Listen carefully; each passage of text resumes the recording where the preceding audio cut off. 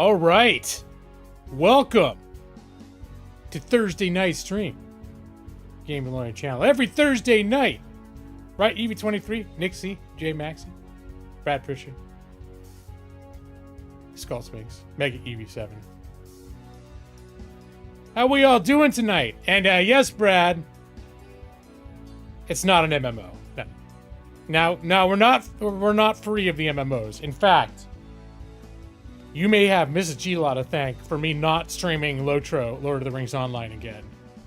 Because it was a real toss-up.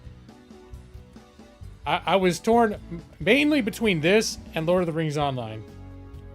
And also maybe Planet Crafters, because I've been playing that. I'm pretty far in Planet Crafters. There's actually trees and shit growing wild in the habitats, which I've never gotten that far before. It's pretty cool. So, but Brad, I didn't know. I thought you might hate this just as much as a Lord of the Rings Online. The thing that Lord of the Rings Online has going for it is that there are a number of Tolkien fans, and for people who really especially like the Tolkien books, I wouldn't be playing Bradron, I'd be playing my I got a level 42 high elf guardian, and he's now in like deep into the story. He's far into the main storyline. He's hunting down a Nazgul. There's evidence that a Nazgul survived the Ford of Rivendell from the films when they get washed away. There's evidence that one of them got away, and my character's trying to find clues to hunt them down. It's pretty riveting, but you're gonna see this instead. You can thank Mrs. G-Law for that. At the end of our long national nightmare, Lord of the Rings Online was getting a bit much. Et 2 EV23? Et 2? Anyways, I've still been playing it. You don't like gathering parts? So far, it's not as good as... The gathering parts? You're comparing this to Factorio? Or, like, it's not as good as Factorio? I don't know. I feel like, at least in terms of, like, the automation and the factory building, this is very similar to Factorio in a lot of ways. That Shapes 2 looks pretty cool, actually. I think I put that on my wish list. Because we got the first one from Humble Choice like a couple years ago. But the new one, like in 3D and everything, it looks really cool. So, hello Ethan, howdy. Flappy Bird coming back? Didn't even hear about it till right now, Maggie V said. I have no feelings about it.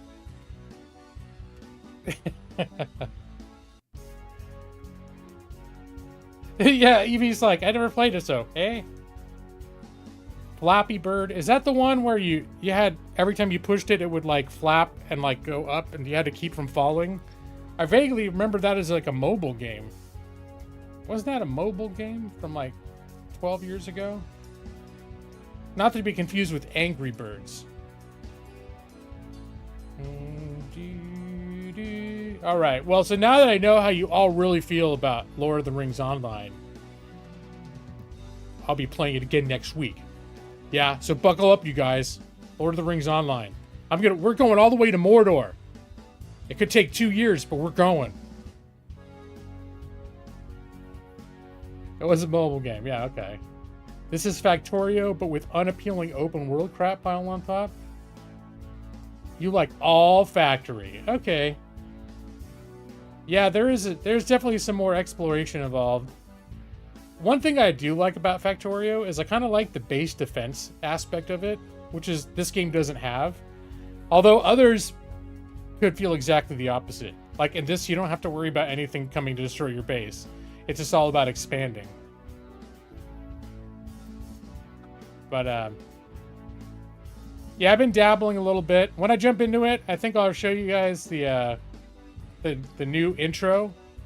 Similar to the old intro. They actually have added a story now, which will unfold that wasn't there before, so I'm kind of curious about that. Although I don't know if I'll ever get far enough in this game to see it, because one thing about this game is I really like this game a lot, but holy hell, when you start getting past the first few tiers of technology, it's so much. It is so much to build and to sort out and to figure out. Oh my god. So I'm having fun now, but I do remember how it gets, and I don't know if I have the stamina to ever get to like the end of this game.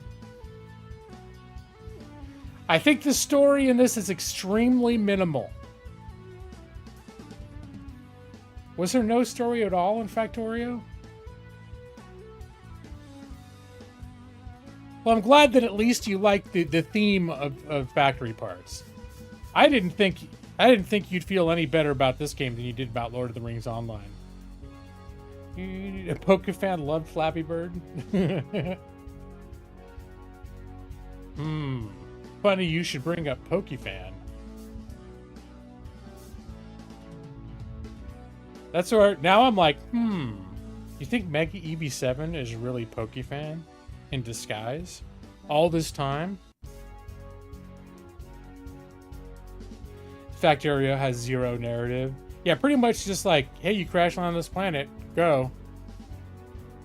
You bought some glasses off this website called Zenny. You normally pay $300 for your glasses at Walmart. The insurance fees are only $59. Oh my god, and they're good, nice.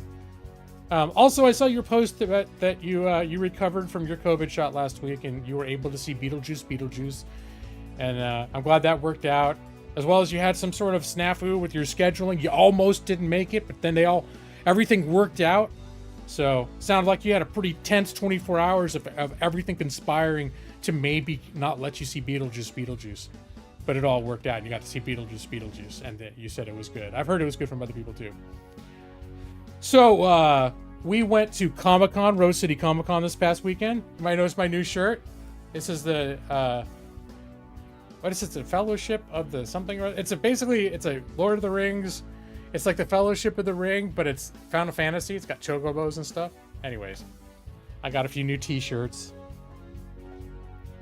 And which I'll be highlighting over the next few weeks. My new T-shirts. I think a lot of Star Wars T-shirts. I almost wore my Under Armour hat, Brad. I almost did, because my hair is starting to get to that length, where it's a little hard to manage. Sometimes easier just to put on the old Under Armour hat.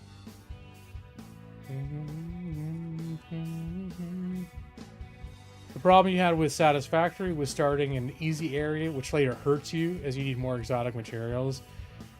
I don't know how far you got into it, Maxi, but yeah, I mean, basically, it gets to where you've got to sort of start whole new factory areas where those materials are. And even like the easy area, which is where I always start anyways, but because I think it's just pretty, like the plains area. I just like visually it feels good. But all of the iron, there's iron everywhere, but it's all like impure iron nodes. So even though you're getting the basic materials, it's like the shitty version of the basic materials. But you get so much of it, though, is the thing. You're not looking forward to the next 2 weekends. Your Saturday is going to be totally consumed with server patching and validation. I hope you get paid by the hour. That doesn't sound like a great way to spend your weekends. I'll concede that. Did I dress up as Brad Pitt for Comic-Con? Nah, I just dressed up like I am right now. A couple times we've talked about doing some sort of cosplay. We never ended up doing it. This year we didn't even talk about it. We weren't even like, oh, we're gonna dress up. And I've got to look at my little list that I made of so I can remember who all we saw at panels. We saw some famous people. So let's see. On Friday, we saw the cast of Breaking Bad. Basically, all the main cast members except the guy that plays Walter White and Jesse and Frick. There's a bunch of it, like Hank and his partner and the two murder twins, the son, guy that played the son, Hank's wife, and there's a super crazy bad guy, like the really insane and super intense, scary bad guy from the first couple seasons. And then and on Saturday we saw John Cho, Harold of Harold and Kumar, and also Sulu from the reboot Star Trek. He was actually pretty cool. I never come away thinking, oh, that person wasn't as cool as I thought. I almost always go, oh, it's not like I'm like, oh my god, John Cho, it's my favorite person on the planet. But I like what he's in, and then like getting to see him in person and talk, he's actually a really cool guy. And then we saw Jason Isaacs and Doug Jones. Jason Isaacs is Draco Malfoy's dad in the Harry Potter movies, and he also played the captain of the Discovery in Star Trek Discovery. He's pretty cool. He was actually surprisingly like, he's like a goofy, silly guy. And you know, people play bad guys or serious guys in shows, and that's not always what they're like. But this guy is very clearly, he's a cool guy. And then the other guy is, he played Saru in Star Trek Discovery. He's the tall alien guy. And I didn't realize that guy's been in a ton of stuff for a lot of years, but he's always in heavy makeup because he's very good at doing sort of non-human, sort of physical presentations of like sort of non-human creatures. He always plays a great asshole. Yeah, it's funny because somebody was asking him, one of the questions they asked him is if like there are any problems with the kids being scared of him, like just offset because his character was so like intense or creepy. And he said that the opposite was true, is because they all like got along so well with him, and he'd throw like barbecues, and everyone like every weekend would come to his beach house and stuff. And he said the kids had a hard time taking him seriously when he was supposed to be the bad guy because they all like knew him as this like totally goofball dude from these beach barbecues. Doug Jones is, but they were both really cool guys. So that was just fun for that reason. Like, I really didn't know anything about either one of them. But they had really fun chemistry being together too. It was really kind of cool to see. And then who else did we see? We saw Rosario Dawson. We saw on Sunday was it Osaka? I haven't watched that new Star Trek series, but she's in, or not Star Wars series. Is it Osaka? I'm sure Nick would know. I'm probably one of the only people on the planet that hasn't watched it. She's been in a lot of other stuff. I know her mostly from Clerks 2. It's funny, nobody asked any questions about Clerks 2. You guys seen Clerks 2? It's funny, somebody asked, like, from all the roles that you've played, is there anything from any of your characters that you recall in, like, day-to-day life that comes up a lot that, like, you invoke or you recite? And all I could think of was the line from Clerks 2, "You never go ass to mouth. Never go ass to mouth." The Death of Stalin. I don't think I've even heard of that one. And then the last people we saw was Simon Pegg and Nick Frost. There's Shaun of the Dead, and they're the two guys at Hot Fuzz, Shaun of the Dead, Tavern. What is it? The World's End Tavern, whatever. They've done a bunch of movies together. Simon Pegg is also Scotty in the new Star Trek movies. And so the two of them have been making stuff together since the 90s, and then they made it big. And mostly Simon Pegg's been in a ton of stuff on his own, but both the two of them together were have been sort of a force to be reckoned with. And I guess Nick Frost is also, I wasn't aware, but he's also like completely produced, like written and done his own movies and stuff like that. So I need to look into that stuff because he's been busy too. But yeah, so that was fun. And we also saw who's the lady? Katie, lady that plays Starbuck in the reboot of Battlestar Galactica. Why can't I remember her? She wasn't in any panels, but she lives in Portland, so she frequently does like a signing booth at the con. Katie Sackhoff. So Amanda Miss G-Law has got like a massive lady crush on Katie Sackhoff.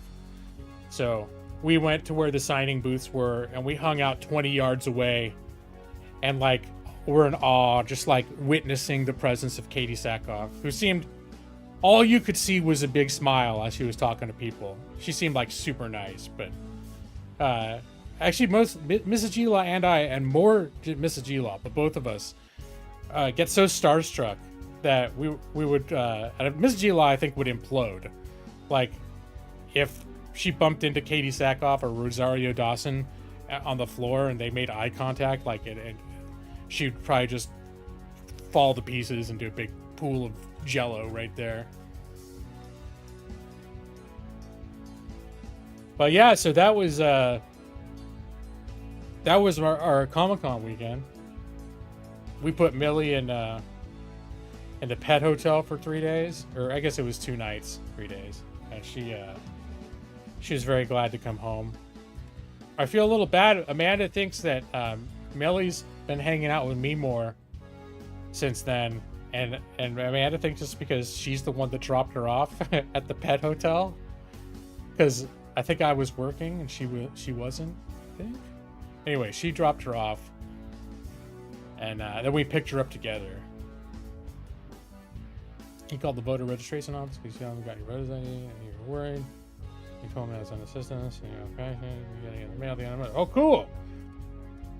But excuse me, glad you got that sorted out.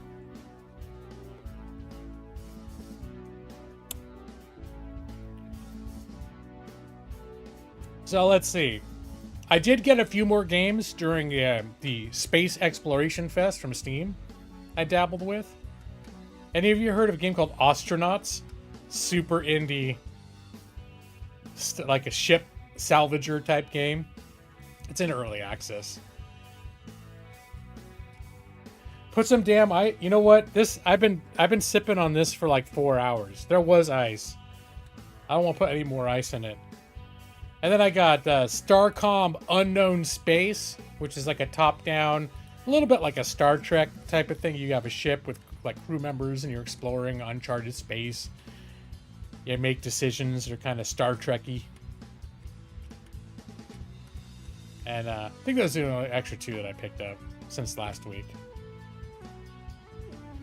It's pretty watered down, I'm not gonna lie. It's still cold.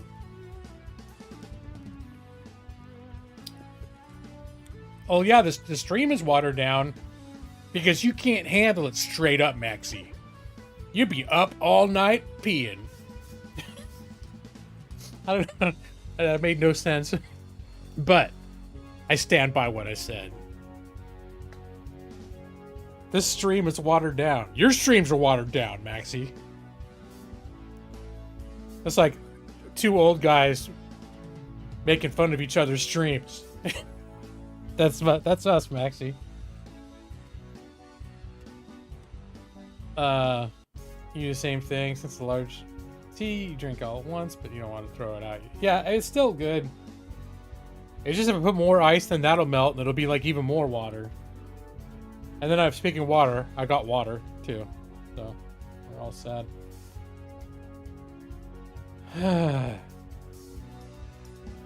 I'm calling us old, Maxie.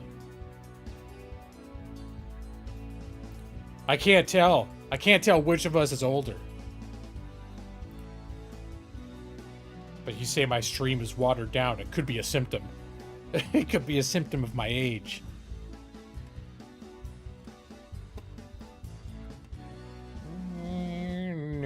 Alright, well maybe I'll jump. Maybe I'll jump in the game. One nice thing about Satisfactory is you don't die of hunger or thirst if you stop paying attention to what you're doing. Until you have unlimited energy sources like coal and stuff, you may run out of power for now and then. I know it's only been 20 minutes, but you know, I felt like I said all the shit I gotta say. I'm still gonna talk the whole time, anyways.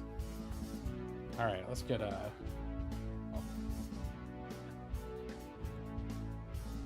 I have this new, my new mouse now with a wire, so it's a little keep snagging on stuff on my desk I'm not used to having to deal with. But oh my god, this mouse works so much better than a wireless mouse for my setup, anyways.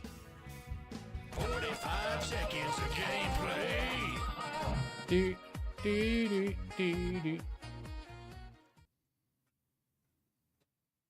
I'm gonna be the big 5-1 soon. That's right.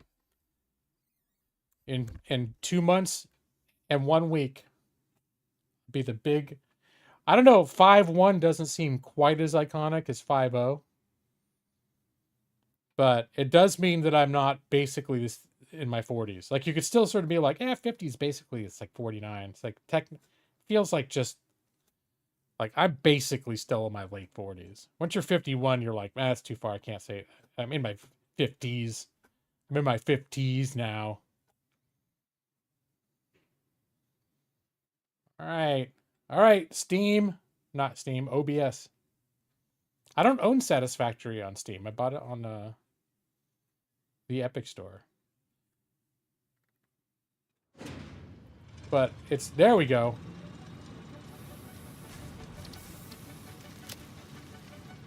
Okay, first 1.0 main. All right, that's it. But I'm gonna launch a new game, just so you can see the new game. Maxi, have you played this since it was at 1.0 launched? I know you got this and you've played it in the past. I just sort of been on my radar for a while that once this gets into full release, if I'm in the right mood, I was gonna at least dabble in it again, and it turns out I'm in the right mood. So, and also just watching that trailer.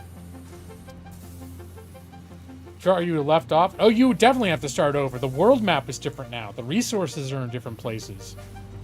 Like, they recommend starting over, so it almost works to your advantage. Unless you'd put in like 200 hours and you're like, oh shit, I don't ever want to do that again. All right.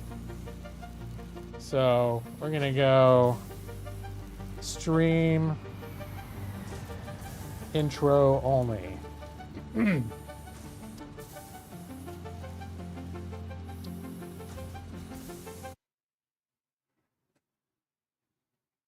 All right, you ready, Moo? She's ready.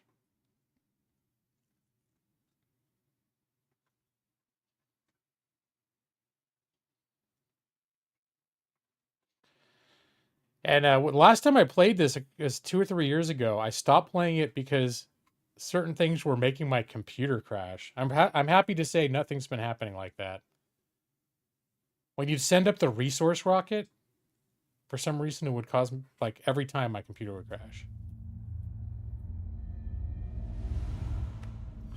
Separation from main transport complete. Group 8 delivered to Calistian region. All pioneers functional, initiating dispersion.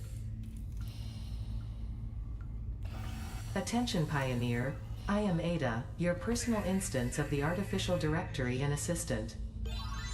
Welcome to the Fixate Incorporated Save the Day program. A Fixate Pioneer has 3 core assignments. Construct. All pioneers must follow Fixate guidelines and instructions when constructing any building. Automate. Every pioneer is responsible for setting up and managing efficient pipelines, outposts, and power infrastructure. Explore and exploit. Fixate selected planets are rich with resources suitable for direct use or further investigation. Stay within your designated. And that is why the world is counting on new. pioneers like you. Fixate. Short-term solutions to long-term problems. Initiating planetfall. Atmospheric entry in 3, 2, 1. Beginning aero assist. Drag within acceptable parameters.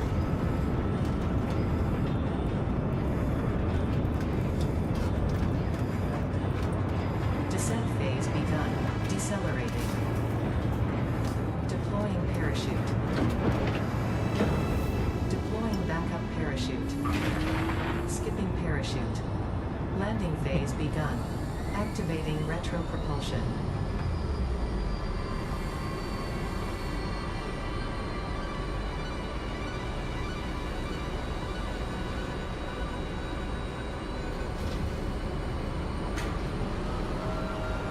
Down we go. Touchdown. Planetfall complete. Drop pod integrity nominal. Omni-situational exploration suit nominal. Pioneer.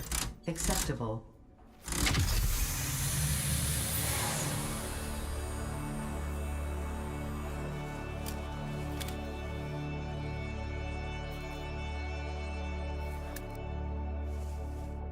Congratulations, you are the third in your region to survive planetfall. Welcome to Massage 2, a.b.b. in the binary system of Akicha. Loading objective-based introduction. Begin onboarding. First contact safety tool supplied due to presence of alien megafauna. Adhere to fixate procedure and equip the Fixate Inc. Xeno Zapper before leaving the drop zone. Alright. Next objective. Dismantle the drop pod. Fixate Incorporated is cost-effective and efficient. We do not waste. The drop pod will be recycled to construct the first stage of the habitat and utility base, often referred to as the hub.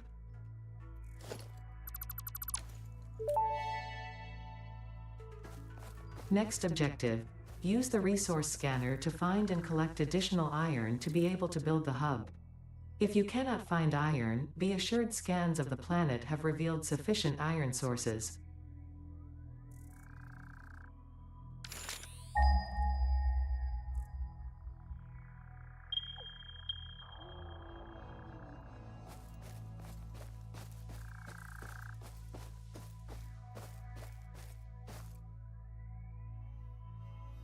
Huh. This is interesting because usually when I start this game, I start right out there. And this time when I played it, the first iron ping that I went after was in this direction. So I actually started in a different spot than I normally do.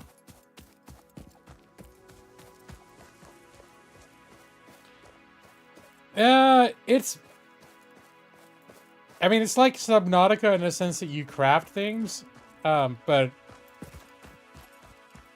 build things. But aside from that, it's, and you do some exploration and stuff. But this one is all about the building, and Subnautica is more about the exploration, and you're building in order to explore. Whereas in this, you're exploring in order to build, if that makes sense. So the focus is all different. But there's definitely some similarities. So then I'll just, alright, so then you like, there are bad things over here somewhere? Gonna grab some iron. Oh, hello. Next objective. Use the build gun to construct the hub. Iron is a base component necessary for all near future progress, so ensure you build the hub close to iron sources. Fixate does not pay by the kilometer. So, on the first thing you Samples build... of new alien species acquired. Notable features are blunt teeth, suggesting it is herbivorous, and a thickly plated skull and spine, suggesting it is proficient at inflicting and receiving blunt force trauma. Preserve the remains for later study. Yep, there's this guy. It is sort of like a... It's like a whale almost. It's got like markings almost like a whale on its belly. I am quite eager today. Alright, so I'm going to build the hub. This is your little home base. Hub foundation built. The hub terminal and crafting bench are only the humble beginnings of a successful Fixate pioneer, but essential for the next steps of onboarding. Once finished, the hub will function as your base of operations. Next objective, complete hub upgrade 1. So this sort of sets the pace of the game. Where you open this up and there's all these phases that you unlock. And you're starting with tier 0, upgrade 1. And they're telling you basically you need to make 10 iron rods. Once you get 10 iron rods, it will give you access to these additional things, an extra hand equipment slot, a portable miner, and an equipment workshop, and then it will unlock the next phase. And so then you can look over here for iron rods. In order to make iron rods, you need to make iron ingots, which I think you can do manually. There's all this stuff, a lot of stuff you can build by hand just on this machine. And then later you build machines that can do it automatically. That's sort of the automation portion. And that's something that's a big focus of the game, is creating an automation, the factory component. And that's where like Subnautica doesn't do any of that. So that's like one of the key differences about this. And there are other games like this, automation type games. It's not the only one, but it's one of the best. Iron rods. So now that I have some ingots, I can make a few of those. And research 1. Can I get the I got the iron rods.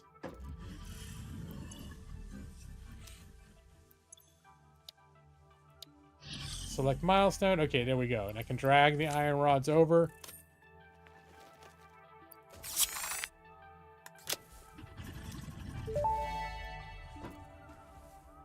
Hub Upgrade 1, Storage and Frame, completed. Equipment like the portable miner can now be made in the workshop. Congratulations on completing your first milestone, the first of many providing access to new recipes and technologies for the Fixit mission. Next objective, complete Hub Upgrade 2. So now Hub Upgrade 2 is unlocked, and this one you need to make 20 of those things, plus 10 plates.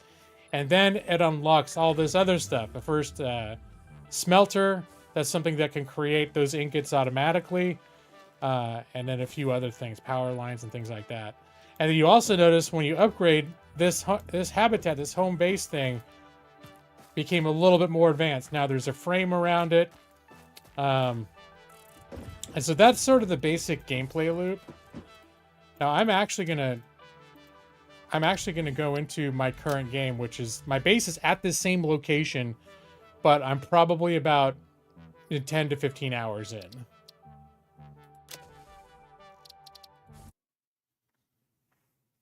So you'll start to see. And when I streamed this a few years ago, my factory had gotten insane.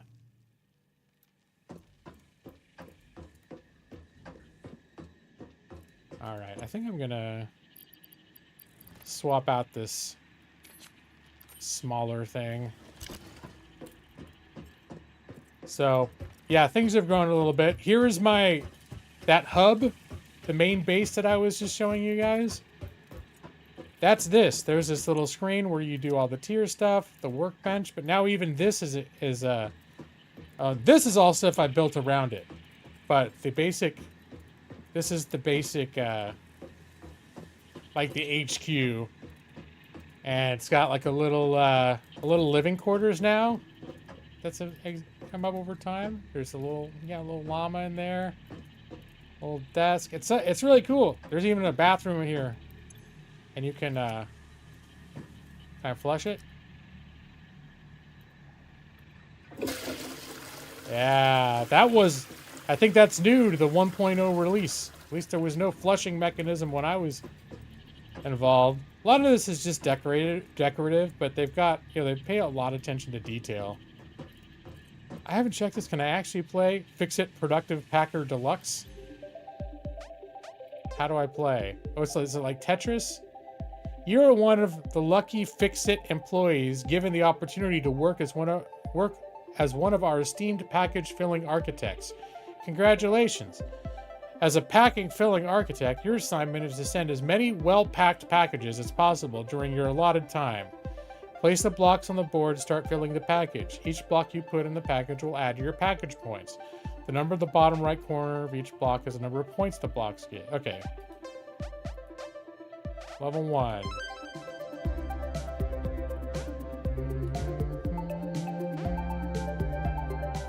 Okay, rotate. Oh well. Okay, so I wonder why there's two. I guess you do multiplayer. I was like, why are there 2 beds? But you can't play this multiplayer. No bidet. That's true. I don't see anything to shoot up into my Wahoo. It doesn't flush a lot of stuff, it says. And then they've got like a whole customization thing here. So, let's see, I could change.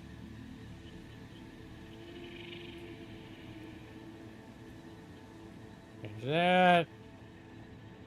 Change my secondary color.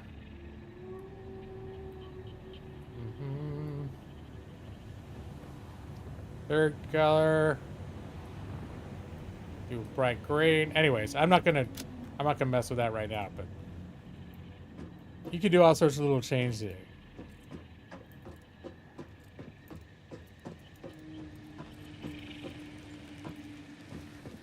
So yeah, there's my space elevator.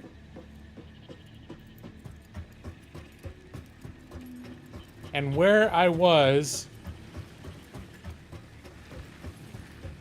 before, from the game, when I launched that new game, I had run down here. Actually, I have to run this way or else I'll fall. I'd run down here, and when I first grabbed that iron and I knocked that out, that was right here. I grabbed that here. I just realized there's a whole iron node that I never developed.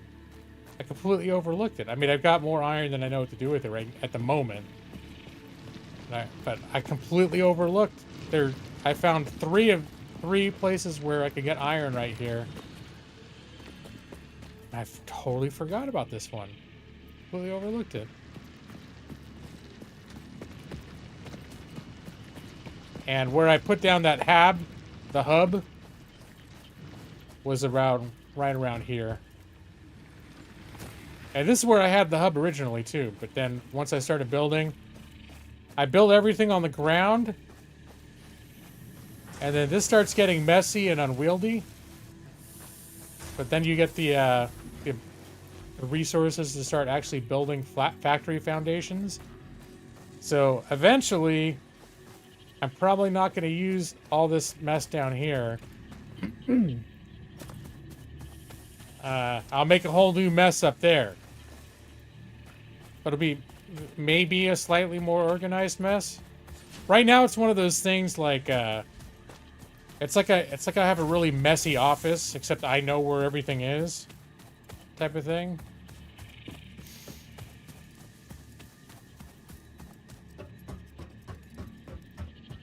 And then I've started building stuff up here. This is what more organized looks like.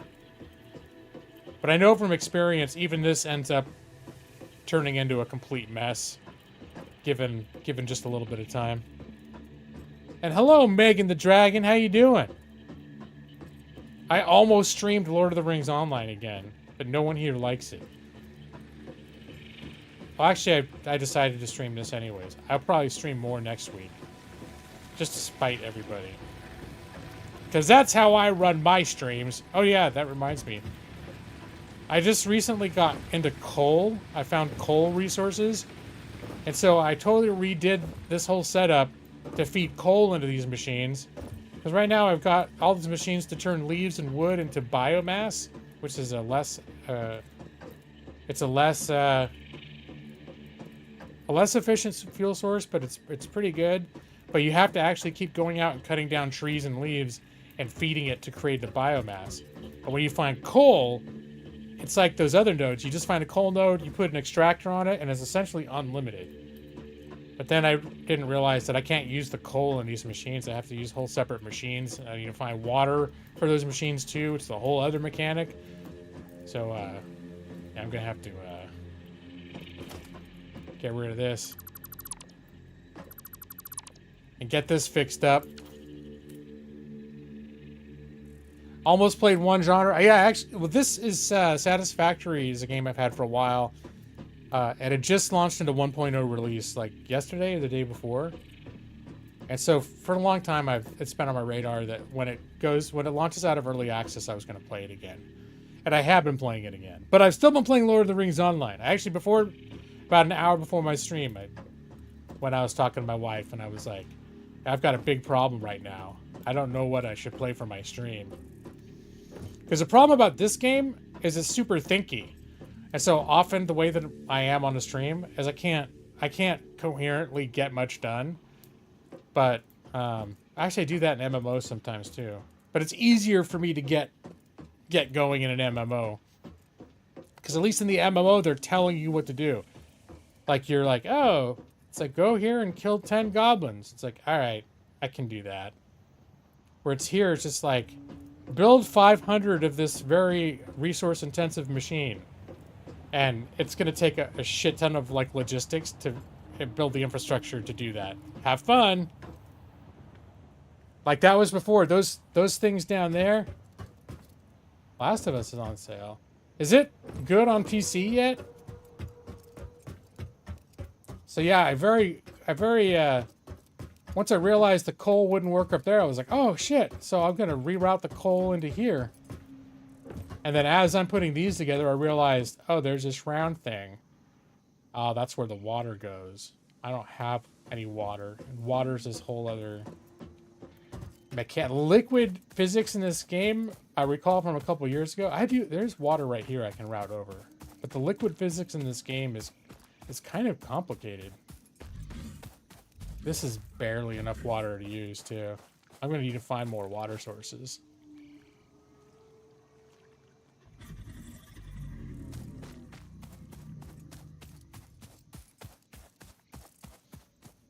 $36. I think my main concern is Last of Us supposedly launched in such a rough state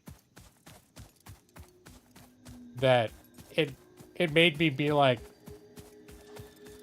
I was excited for it to release, and then when I found out it was borderline unplayable on PC release, I was like, okay, we'll give them a chance to fix it, and then I'll reconsider it later when if it's agreed upon that it's in a playable state for PC.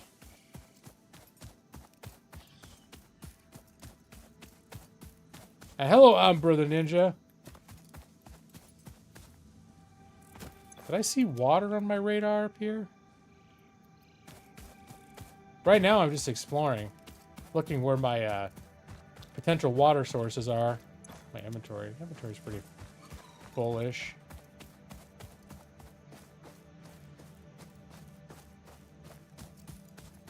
Uncharted Collection is one that I wouldn't mind playing eventually. I just have way too... Oh, shit. There's something nasty over there. I've got way too much of a backlog in my games. What a first world problem. I have too many games that I already own that I don't have enough time to play. And I still will buy...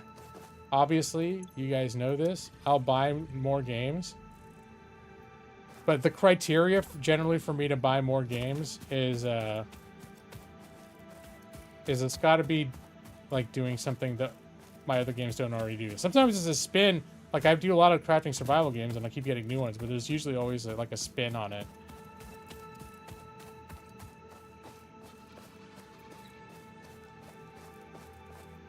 So like all those space games that I got recently, all of them were doing something really unique or different, and they were on sale. But like I look at a series like Uncharted, and it looks like a really good series, and probably if I gave it a chance, I'd really be into it. But when I look at it, I just go, it's sort of a fairly generic looking action, well done. Looks like very well done, but fairly generic looking, sort of like action adventure game. And I've got enough of those that I haven't finished already. But then I jump into a game like this, which I have no hope in hell to ever finish the way that I play shit. So I can't claim that I make any sense. If you look at everything I do, you can't claim...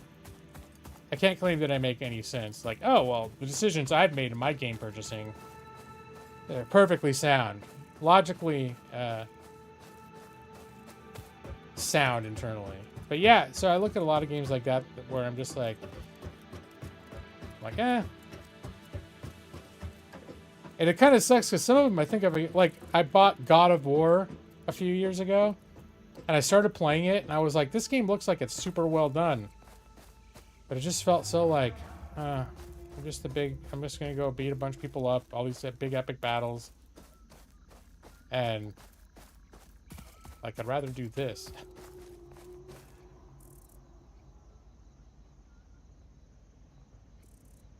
It's a bit of a thinker. Oh, I could read a bit of... Are you talking about evidence, a structured approach?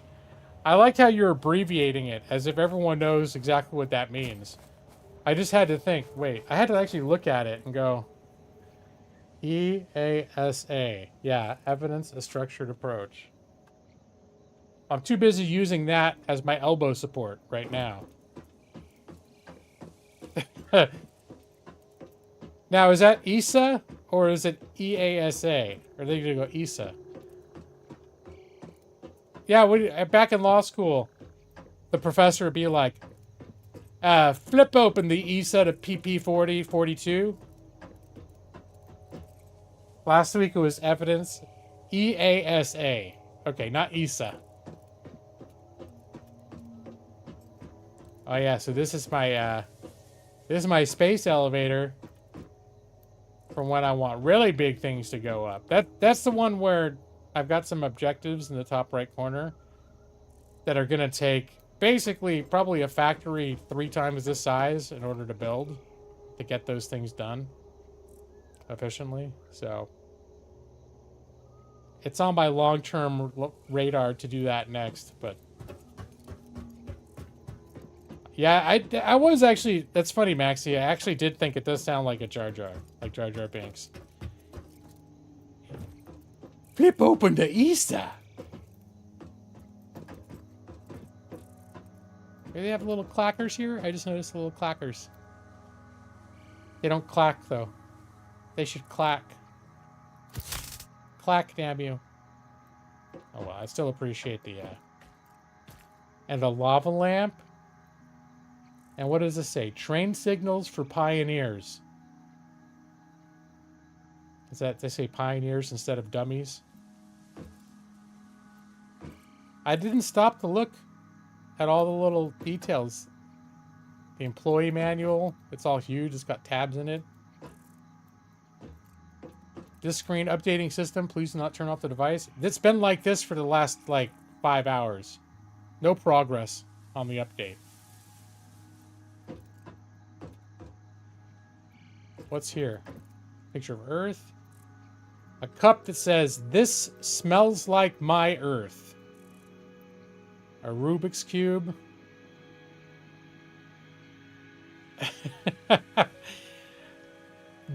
Georgina Narwell's Doggo Farm.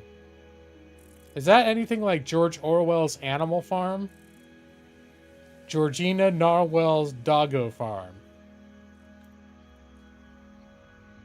Katharina Parks, the overtime machine. Okay, there we go. Look at the company thing. Their big thing is about productivity and, yeah, probably some excellent adventure about working overtime and how awesome it is. Everything's Fixit brand. My Fixit brand blender. Fixit brand microwave. My Fixit coffee dispenser. Coffee. What's in there? I just noticed there's like a thing in there.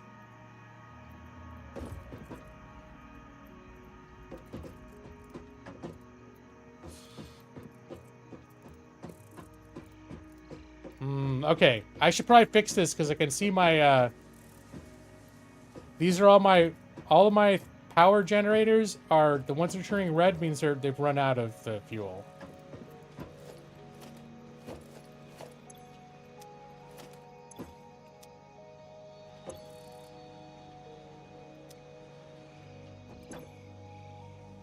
All right.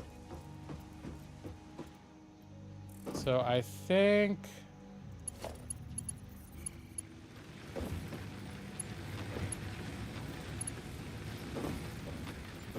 we're gonna do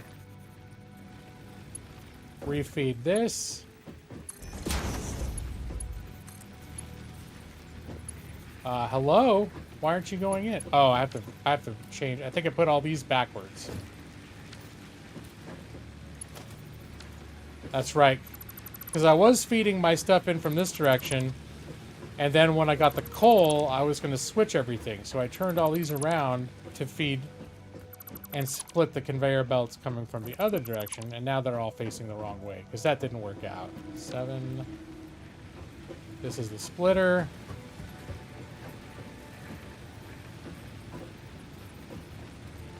All right, this is the way it's going to work.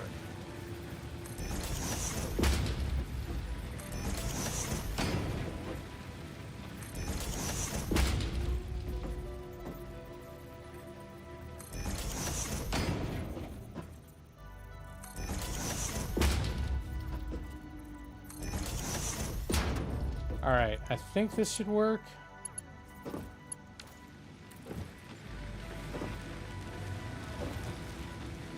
Now that they're all facing the right direction? Yes. Oh.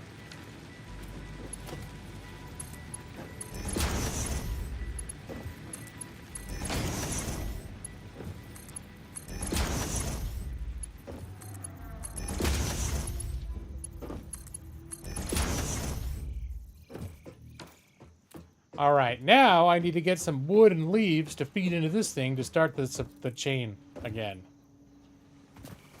So, because what I do is I dump leaves into this one, wood into this one. This one turns leaves into biomass. This one turns wood into biomass. And then they both feed into these. This turns biomass into solid biofuel. This one does as well. And then when it's all biofuel, they come together, they get squished together into one conveyor belt. This container is there in case things get backed up ever, so that it will keep producing and create a back supply. Hasn't been a problem, but it could be helpful. And then all that stuff comes in here, and then it gets split down the conveyor belt to start filling up all of these machines, which then burn the fuel to create the energy that powers my factory. So there you go. Basic. It's messy engineering, but you know, that's the thing. There are people that are really good at this game. I don't think I am. I stumble through it. I make mistakes. All right, then when I got my chainsaw. Yeah, time to cut down some trees. This does an area of effect.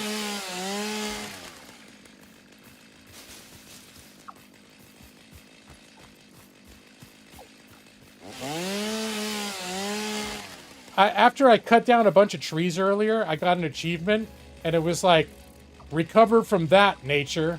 There was some sort of like acknowledgement that I'm like completely deforesting nature. I felt kind of bad. Hey, Kink! I saw Kink was streaming this earlier.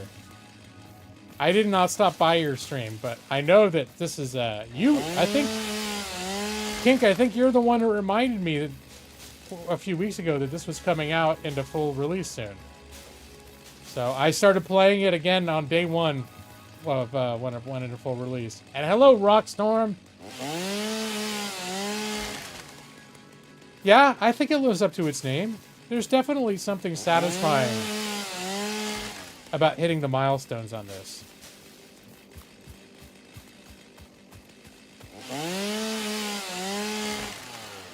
Like, because you launch stuff up into space, too. So when you get the milestones, like, you unlock stuff by crafting the right stuff, and you shoot it up into space, and that's how you fulfill, like, each tier. And watching stuff get shot into space, that's pretty cool.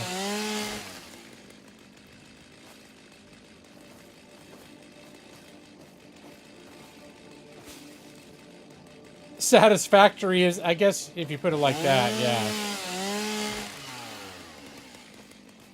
But it's a satisfaction. It's a satisfying factory. You know, it's a play on words, Brad. You're on your third world. So 500 hours in. You can actually beat the game now, right? Like there was never a win state before. There was just you've built everything that can be built, right? But now there is an actual win state, I believe. Probably not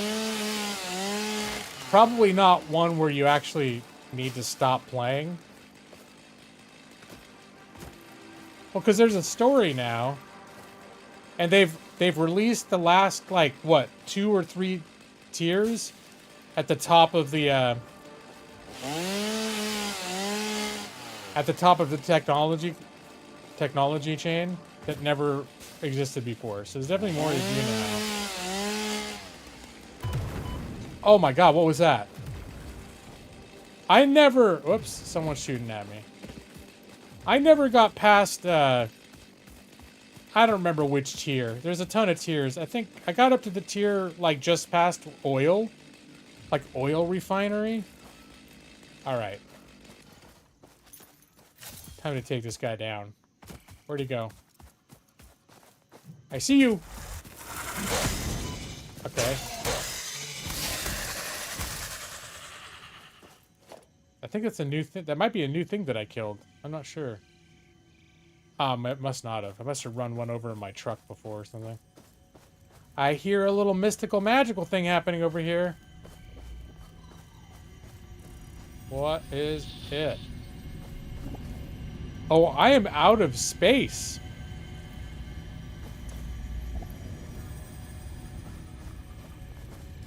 Alright. This is going to be cheesy, but I'm just going to quickly build a personal storage box. In case I may never remember to come back here again. Alright. To get those 5 woods. Anyways. A Mercer sphere. The astrobiologist Dr. D.M. Mercer was the first to recognize the presence and probable nature of these alien artifacts. These chain-melted state spheres are named in his honor. Each sphere emits a unique signal. Research it in the MAM to establish locally appropriate classification and application.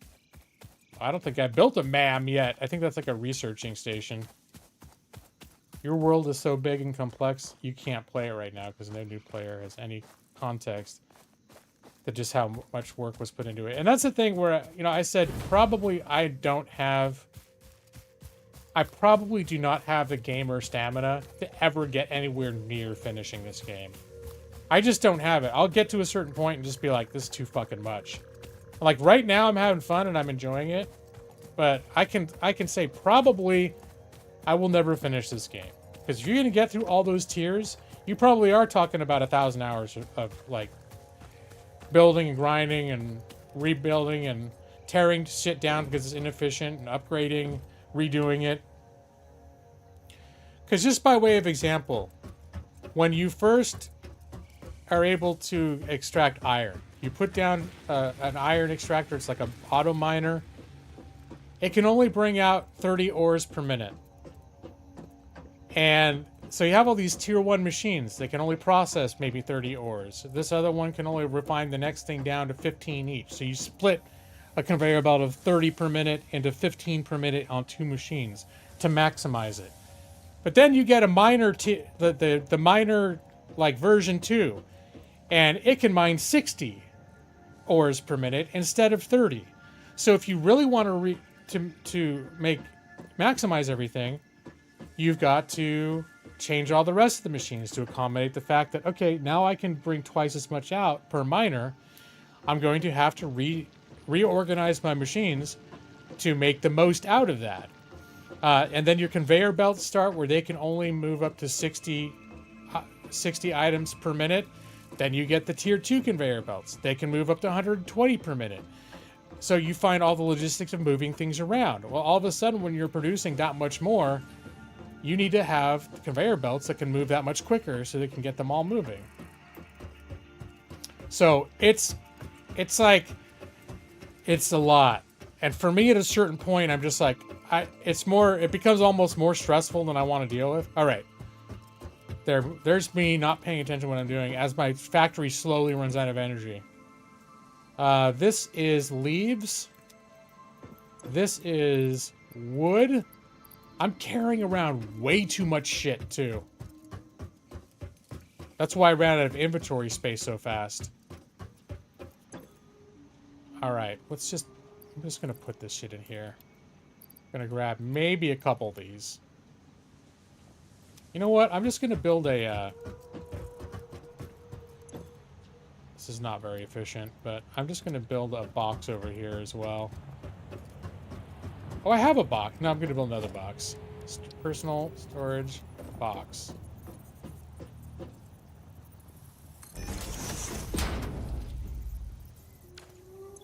And I'm just going to put all this shit I know I'm not going to, I don't need to carry this.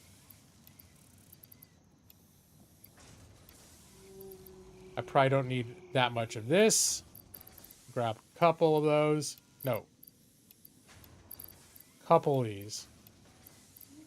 I don't need all those in there. I'll grab one of those.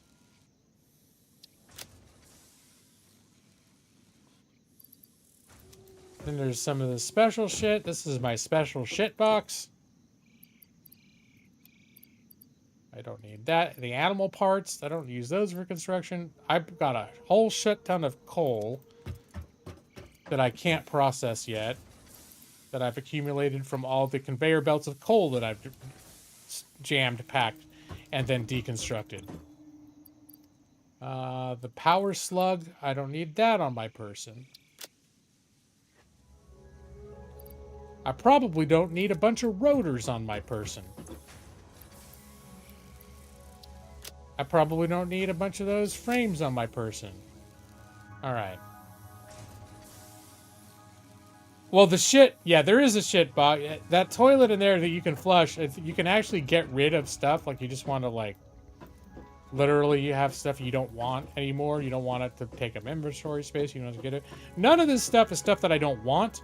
This is all stuff that I just have no reason to be carrying around in my pockets as I'm running around the world trying to collect...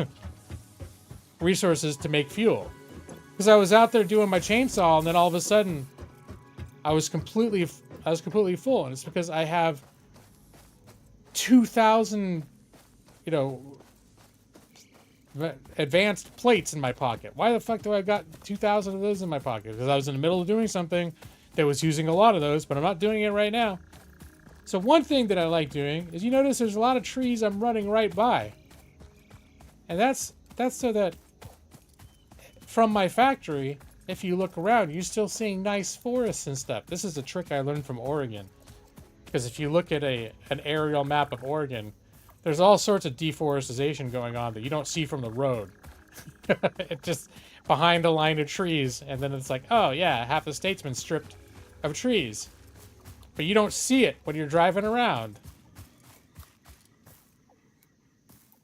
Alright, wait, where was I? Maybe I can go back to that little box.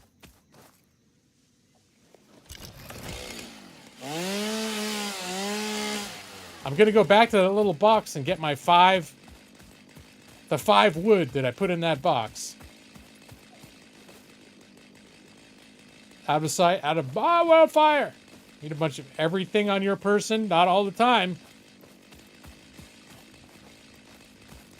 Sometimes, for example, I had a whole bunch of those extra, like, advanced plates that you need for the tier 2 conveyor belts because I found the coal, and the coal was like 3 miles away, and I wanted to build a tier 2 conveyor belt all the way from the coal 3 miles away to my base, and I would run out of those plates to make conveyor belts, and so I went back to base, and I'm just like, fuck it, I'm bringing all these advanced plates that I have.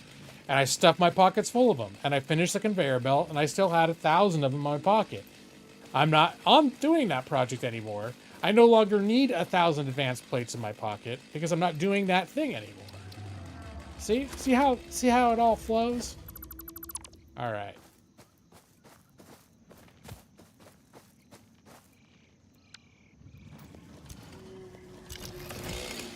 Can you attack any of the creatures on this world? I don't. This is again my this is my weird ethics when it comes to games, but I tend to not attack the passive if it's passive. Like this guy right here, I never try to attack him. I don't think you can use this as a weapon either. But let me see. Just in the name of science. Oh no, he's gone. He is so fucking gone. And that thing runs at like 200 miles an hour. I wonder if he'll remember. From now on, nature will be afraid of me. Like, they never paid me any mind before. And now, the entire world of those big whale elephant things, they all They'll never trust me again. I ruined everything.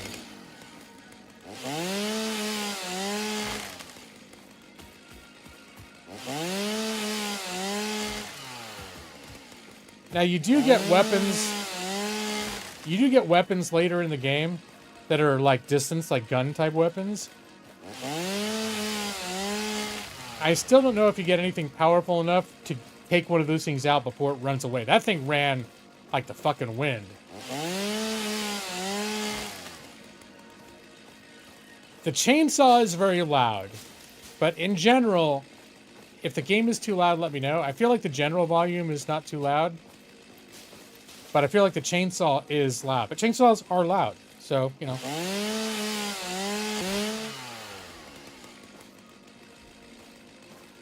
All you need is melee with the chainsaw. Maybe in the name of science, I'll give that a try next time I'm near something with the chainsaw. I just feel like my recollection was that the chainsaw just wasn't viable for that purpose. Because even right here, I'm not aiming at a resource. All I can do is rev it. It won't even let me do the chainsaw thing. But here, this guy came back. He seems to have forgotten his last transaction with me. It may not even highlight it. No, it doesn't even highlight it as... So the chainsaw will not interact with creatures that way. The chainsaw, as you see, when I walk up to this tree, bush, it highlights the bush. It highlights the bush. It highlights the tree. When those things are highlighted, that's when the chainsaw will do its attack like it. If nothing is highlighted, all it will do is this. Which means, since it does not recognize the creature as a valid target, I cannot attack it.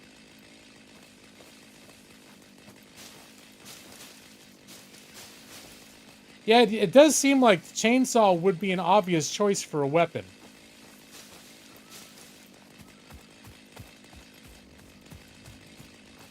How am I doing on, Ooh. Okay. My biofuel is what I'm using to power my chainsaw. My chainsaw runs out of fuel.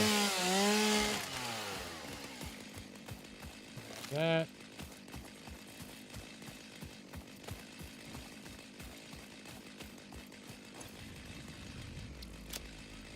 Alright, I'm gonna keep chopping down trees and shit. Are there any more dense forests I can depopulate? Ooh, what is this?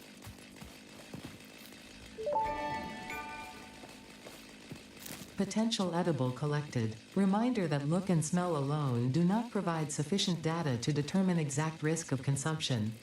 Just because it looks like you can eat it does not mean it won't eat you. Research it in the MAM to establish classification and potential application. Alright, I definitely need to build a thing where I can do the research. Hello, Underworld Zombie. Evil Dead movie stuff. Yeah? Alright. Alright, big tree coming down.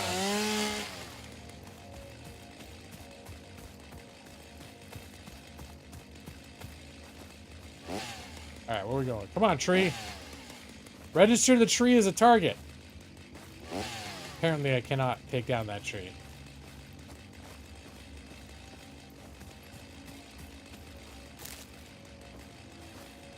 Ooh. Hey, there's a lot of water.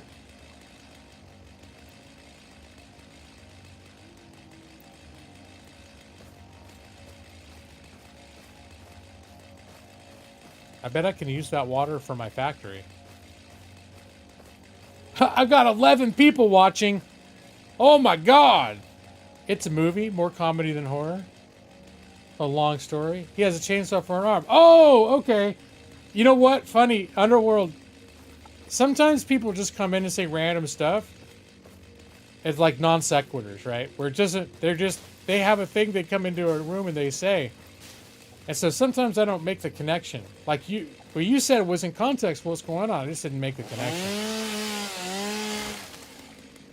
But hail to the king, baby. He gets it on his... Yeah, I know. I've seen the Evil Dead movies. And Army of Darkness. Groovy.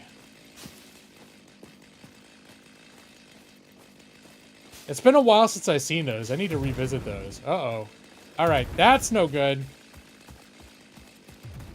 That is no good.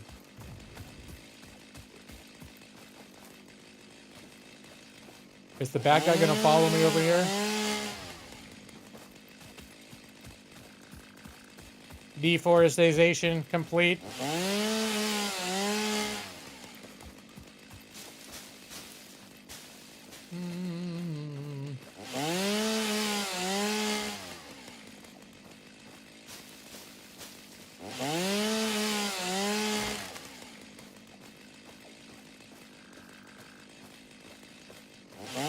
There's still way before your time, but you love horror movies. No, that's fair. Well, there was Ash and the Evil Dead, which was a TV series that they made based off of the spin-off. That might even still be going. I'm not sure if that's ever stopped. They've done reboots of that series too. Does anyone know if that TV show is still going? Last I checked, it was still going, but I think I watched the first few episodes, and for some reason, I didn't dislike it, but just didn't. It did not compel me to keep watching the way other shows did. It lost.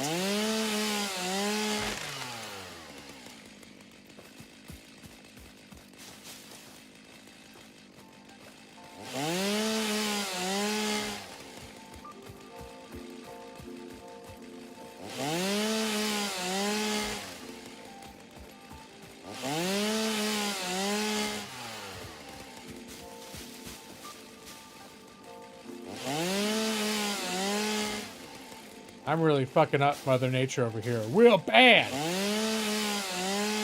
Local movie theater plays older movies like that. I know Evil Dead 2 was considered, like, by many, thought that was the best. Because Evil Dead 2 was... It was basically like a reboot of Evil Dead 1. Is how I recall it. And then Evil Dead 2 feeds directly into Army of Darkness. Which I loved Army of Darkness. That was the one that I watched over and over again. Evil Dead 2, I liked it, but it was never a movie that I could watch over and over again.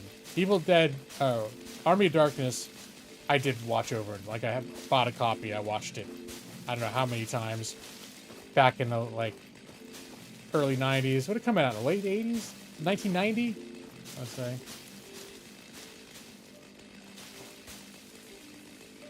Oh, the original Nightmare on Elm Street. Yeah, I was really into that, too, when that came out. Ooh. Oh, can I get up there? Well, I guess I can always just build a... I can build a thing. It's like, I'm asking if, can I get up there? The answer is yes.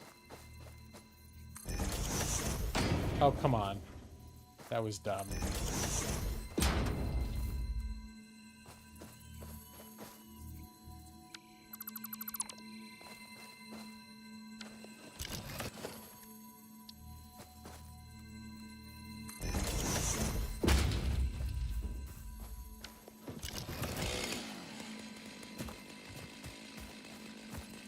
Of course I can get up here. It's a blue power slug.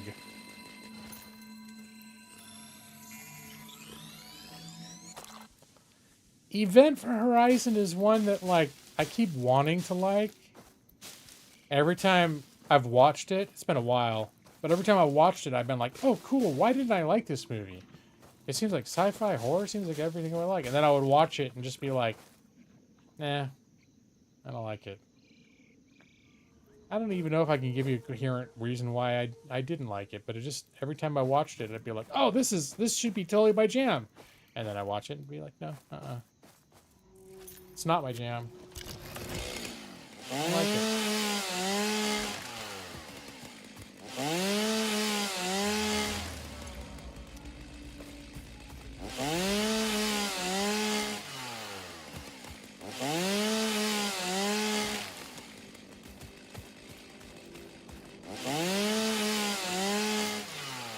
All right, I'm coming back down.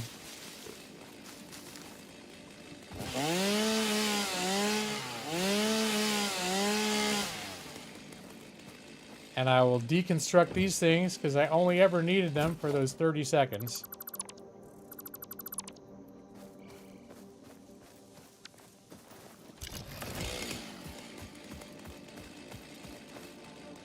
Middle click to copy a building. Thank you, Magnumax. Actually, I didn't know that.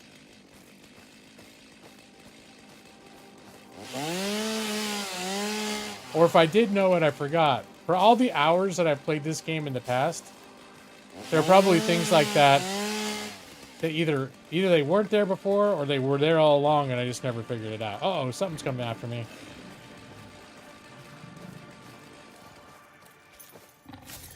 Go ahead, come at me. Is he gonna jump off that ledge? You just gonna stay up there?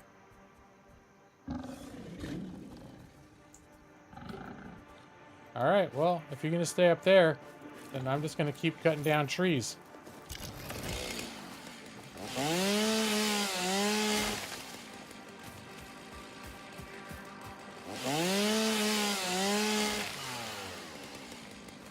Yeah, you like horror movies for a long time. You never read horror books. If they got you into genres and anthologies, you don't read these after dark. Alright. I'm excited that D&D is now all in on AI. I wasn't aware of that.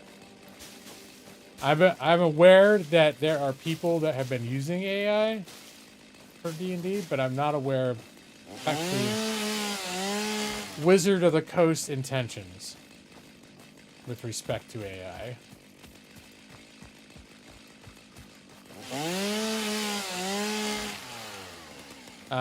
As for my opinion of that, it really depends on how it's implemented.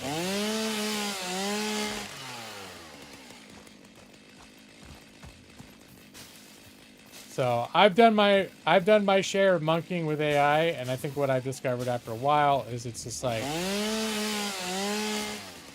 it's good at putting together the stuff it thinks is going to make sense based on the stuff you've been feeding it, but it has no idea what the fuck it's talking about. And it has no way to evaluate whether what it's saying makes sense. It tends not to be able to keep tracks of long threads of conversations or ideas. So I have, and I've seen videos about this, where people have completely overestimated. Like, AI can do certain things amazing. But people have greatly overestimated what AI, like what its limitations are. So, I remain somewhat skeptical that AI will ever effectively stand in for, say, a published module or a real dungeon master.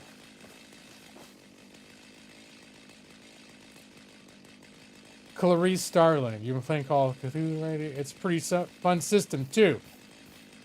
Oh, you mean the RPG? Wrong account? You someone else that's already chatting in here?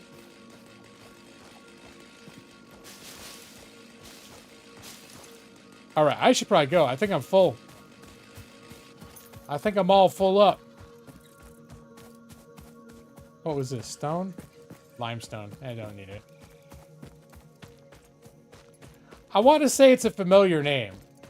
As someone that's been in here. Like, someone who comes in here is their, like, one of their other accounts. I just forget who it is.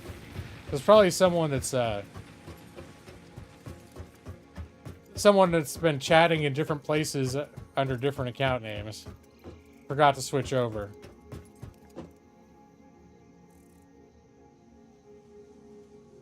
It's like I've got on Twitch, I have my incognito account when I don't want everyone to know I'm G-Law. It's Balcio.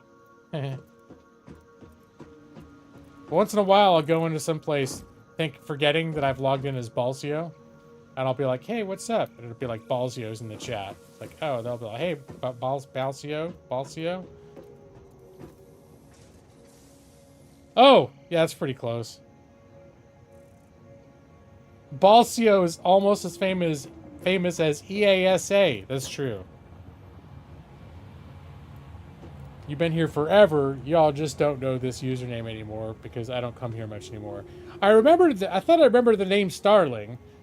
But that's why when I think I saw it, I thought you could have just been someone else who's already in the chat right now. Because what happens is someone will be a regular, but they'll have multiple accounts, and we're used to only seeing one name, and then we'll see a totally different name. And I'll be like, oh no, it's me, by the way. It's like, all right.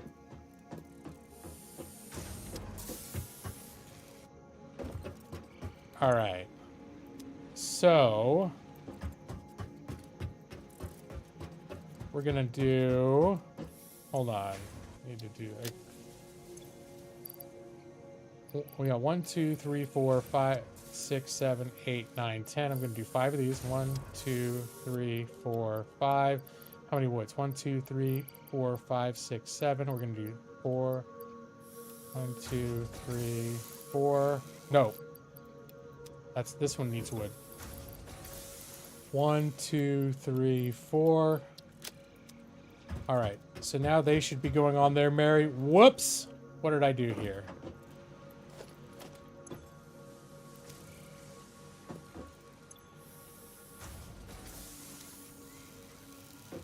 I messed it up. Here we go. Putting that wood in there really jammed it up. I need to it's like 1 pixel where they'll let me grab the wood.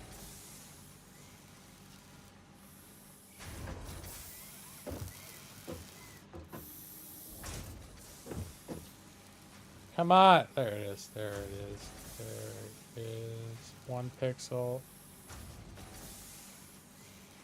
All right, you motherfucker. This is what we're going to do. I'm just going to get rid of the conveyor belt. Fuck you. And then, and then I'm just going to put on a new conveyor belt. So there you go. Have fun with that, bitch. And then I'll put the wood. Whoops. All right.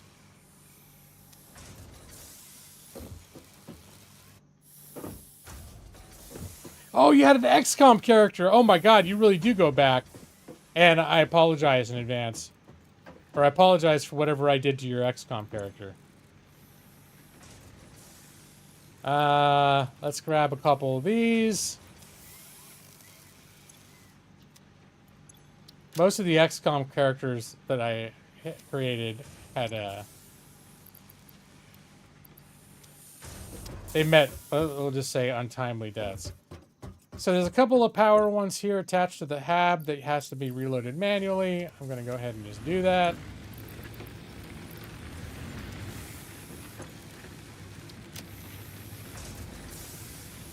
I've only got 5 biofuel. I'm going to grab more biofuel because I need a solid... I want to have a full stack for my chainsaw. Oh, that was the problem. There we go. Sort, sort.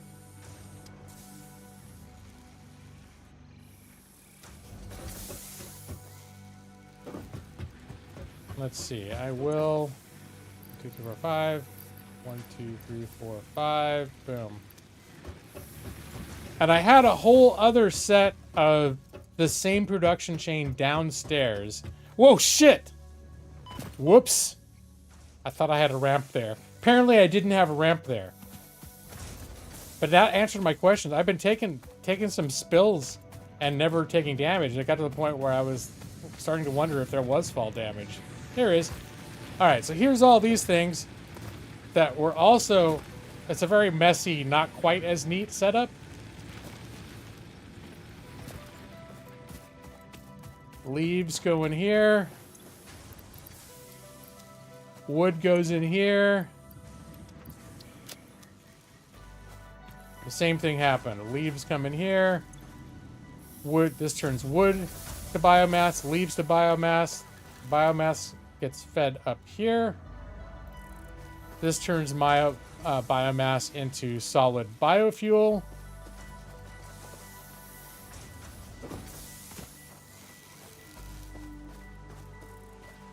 The solid biofuel gets fed out through these conveyor belts. I think the wood one goes faster. Looks like it. Here, okay. These come around to here. I've got storage units to collect any backup of this stuff, because this does get backed up. Like, it produces them faster than these burners need them. These two conveyor belts join at this merger. And then, once they're all one unified thing, how fast do these things come out? I should probably upgrade this. And this one.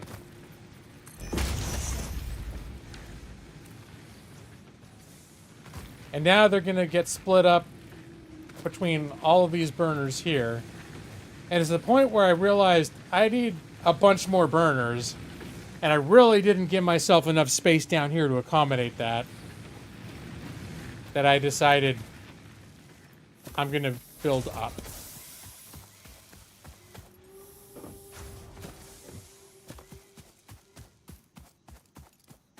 We'll leave my gloomy original underground to my new neat. My new neat looks like a little bit like I knew what I was doing.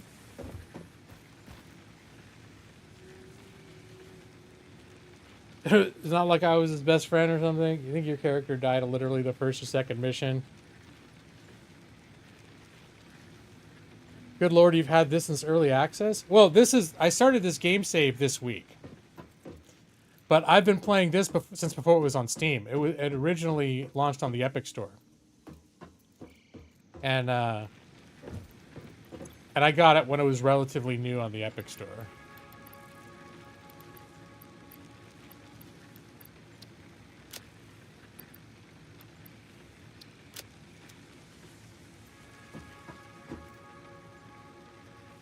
You're not used to the face cam actually started in 2018.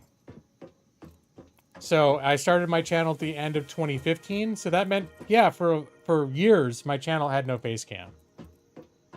I don't know what pushed it over. I just decided to do it. I still don't know if it was a good choice. And I've actually got, like, the whole green screen situation and everything. Like, you can see in my messy room behind me. But I've got, like, a really nice green screen. It's, like, where you pull the whole... It's, like, a... Anyway, it's a really cool green screen. But we also got a puppy this year. And the puppy... if the puppy is... If there's a big barrier separating me from the rest of the room, the puppy will probably tear it down. So, I have not been using the green screen since we got the puppy. The dog doesn't want to be near him because of his musky odor. The dog was here earlier. She was laying over here chewing on something. She probably got pissed off because I'm not paying attention to her.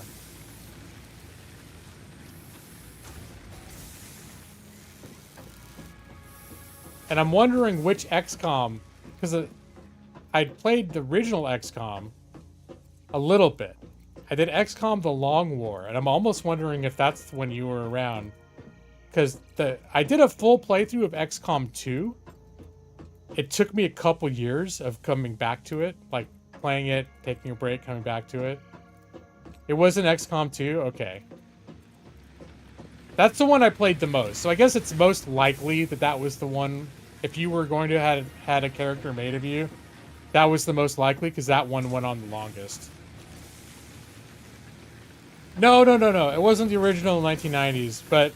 As in XCOM Enemy Unknown, the 2011 reboot, as opposed to XCOM 2, which is the direct sequel to XCOM, the reboot, XCOM Enemy Unknown. It gets confusing because, what was it called? UFO Enemy Unknown? Or XCOM Earth Defense? I mean, there were different titles for the original game. And then the reboot was like a mash of both of them. I have played the original XCOM. I'm trying to think if I don't think I ever streamed it. I have played it. It's rough. I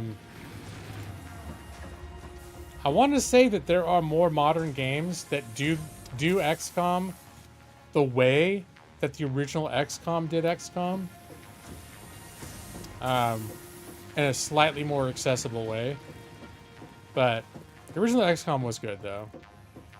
Alien Isolation is one that I've gone back to quite a few times. I haven't streamed in a long time. I actually did play some Alien Isolation earlier this year because I have a Quest 3 and I figured out how to do it, the unofficial VR mod for Alien Isolation. So I probably on my own time played about 5 to 10 hours of Alien Isolation in VR. It's pretty crazy walking around in that. Mostly I just like it because you're walking around. It feels like you're walking around on the sets of the movies. Like, it's pretty immersive. Law! What? Justice! Underworld zombies become a law hawk. Ah, we don't we don't see new subscribers that much. I have not intentionally done anything to grow my channel since 2018. About 2018. But thank you for the subscription. I did have it all set up to celebrate new subscribers. Let's see, I think I hit 2,000 subscribers in 2018. And then it stopped growing, and just slowly over the past 6 years, I've just bled away a trickle. So I think I'm down to like 1,800.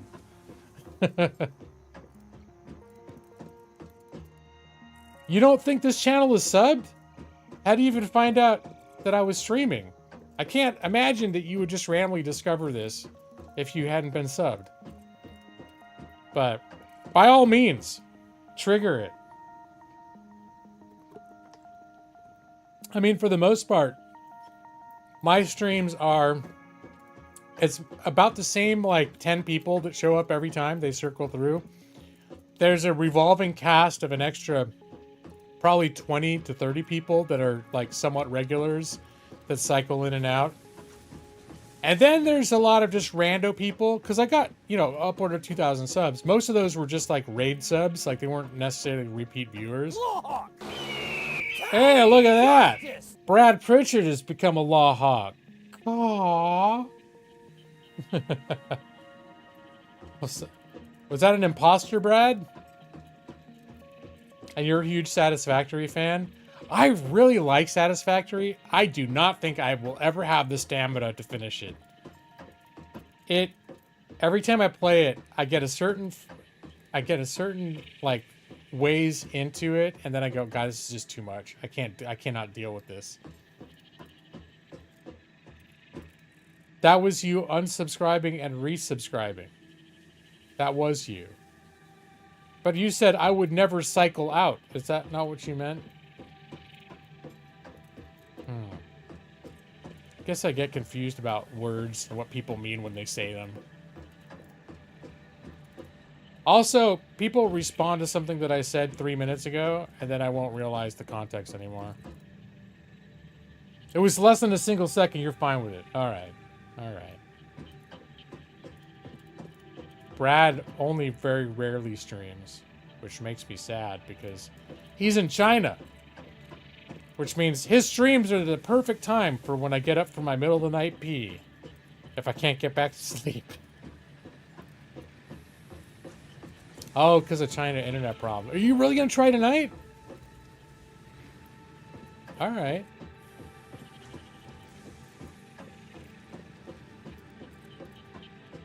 All right, what am I doing? So I got the, I got my fuel problem sorted out for the moment.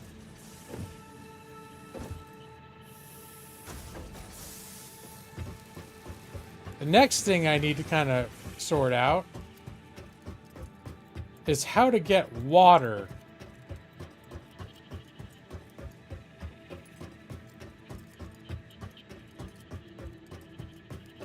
I'm starting to think.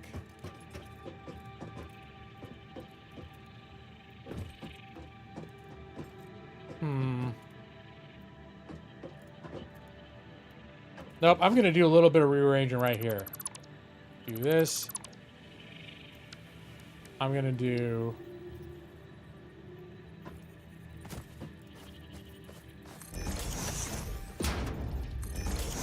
one flat. Maybe a couple flat. And then we're going to ramp down.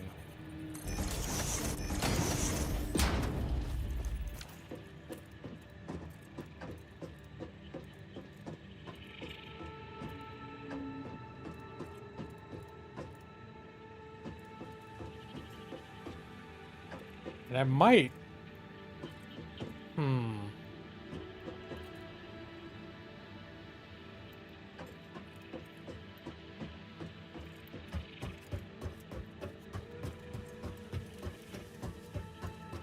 The thing I'm rethinking here is I started this whole basin a little bit low. I guess I could raise it up over here. Yeah, I'll raise it up over here.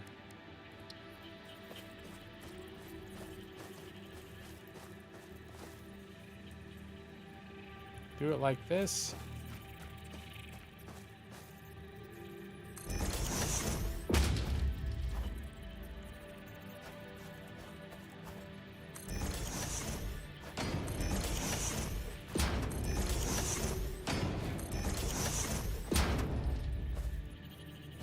I'm out of concrete? Okay, that's one thing in my pockets I never run out of. And hello, Jeff. Florence out of town, so you have some dog walking responsibilities. What about your job? Don't you have a job too? You're just gonna stream all day long. Or you mean like once your weekend starts?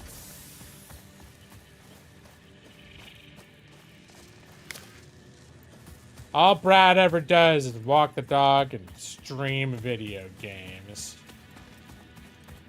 Now this is an example of like, this whole place is just a mess down here. But I'm like, oh, I need to get concrete. It just so happens it's like my messy room or my messy office. I know exactly where the concrete is. It's right here. Boom. Grab a couple stacks of that, and there we go. Do I need any more plates? No, I'm good on plates. Your job does not occur at night. Alright, that's fair.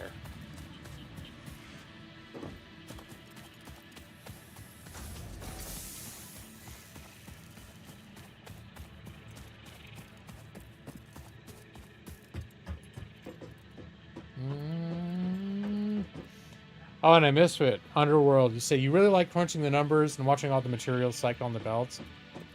It is satisfying. And I think the thing is it just like when the scale of it starts getting crazy. And then when you get the new techs and it's time to recalibrate, like to maximize efficiency, it's just like, oh my God. I feel like I need to start my whole fucking factory over again. Like it's just a mess of outdated tech down, you know, whatever. You get to that point. But uh-oh, is Brad gonna have some Jameson?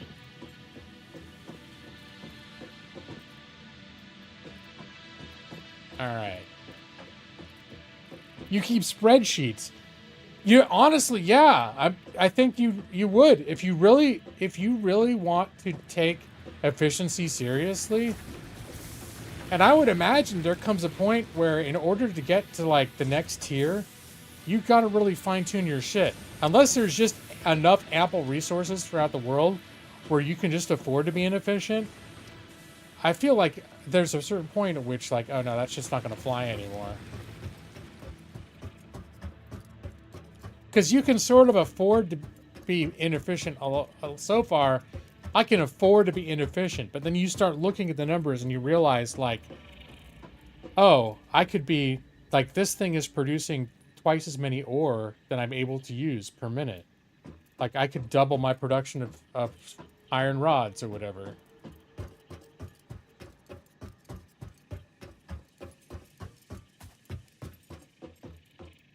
All right.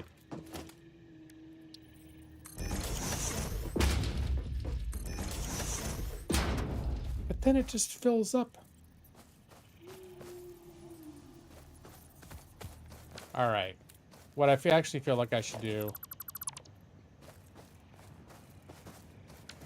Oh. I want to keep the grid.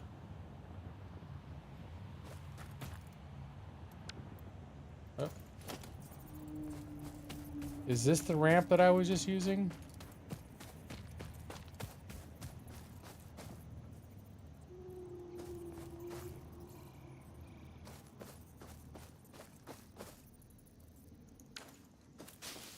Clear this shit out. The train. Oh my god, the train. I've never even built a train. I can't even remember if I've gotten to the point. It's either one of those things. I got to the point where I could use it, but I just couldn't. I just didn't have a need for it because I couldn't logistically develop something advanced enough to use it. I think that's where I was at. Or I just flat out never had the capability of using it.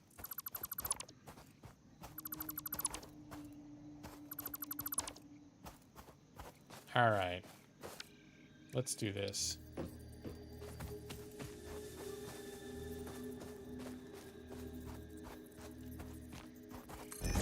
Yes. Before I get too carried away. Is that going to be even?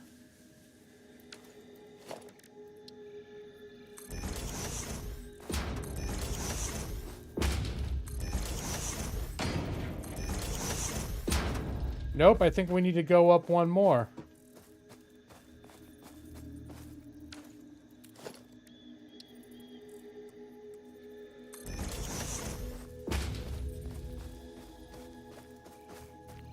I think this is about where we want the level of things to be. Oh.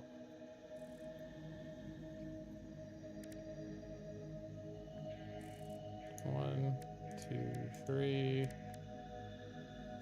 4, 5, 6.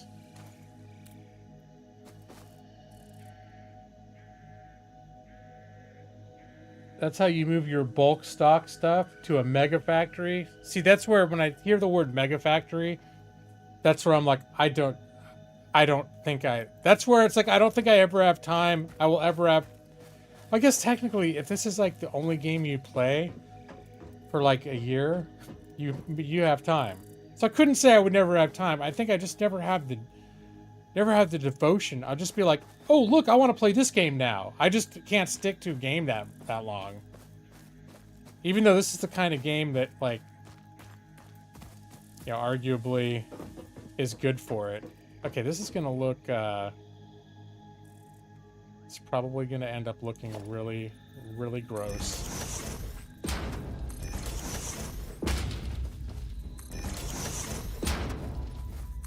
Luckily, structural physics are not a thing.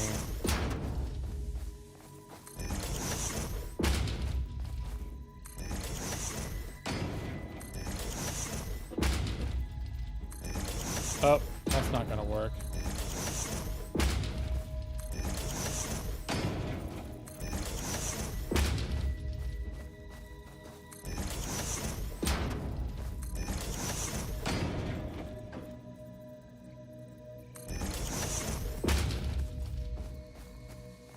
Oh, hey there, Millie.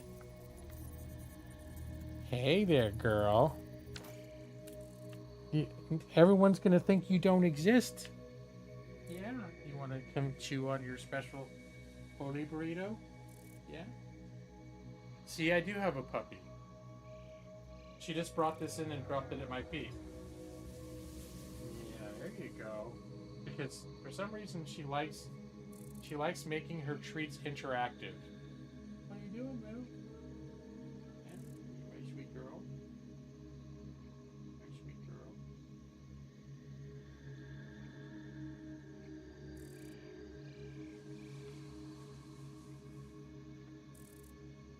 Now, for the moment, it is a puppy cam.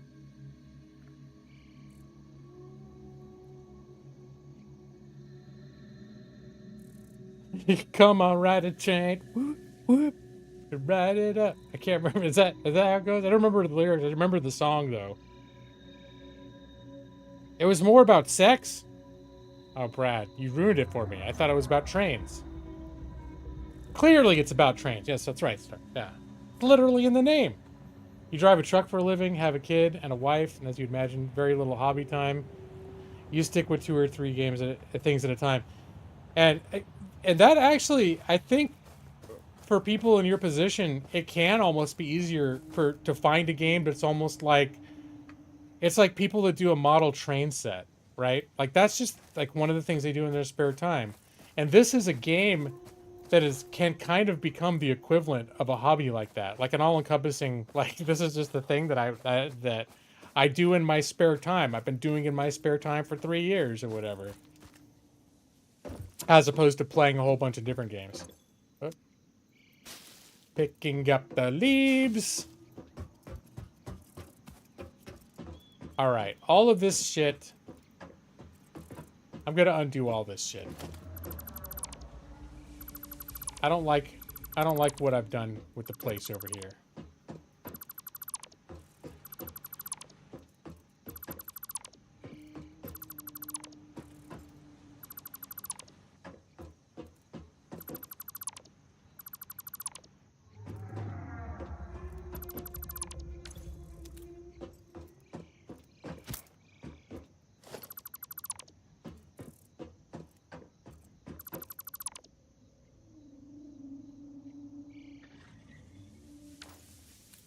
You play this and work on your little race car. You're probably talking like a real life race car, right? I'm gonna guess. All right. 3.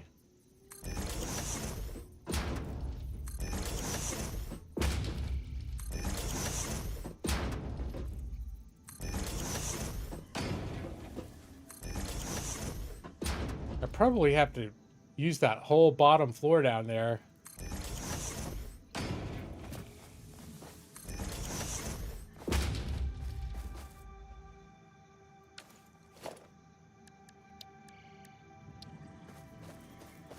There, and just so it doesn't look completely ass. There. I mean, it still looks ass all told, but at least I'm on the verge of making it look like something that makes a little more sense than a bunch of disembodied platforms in space.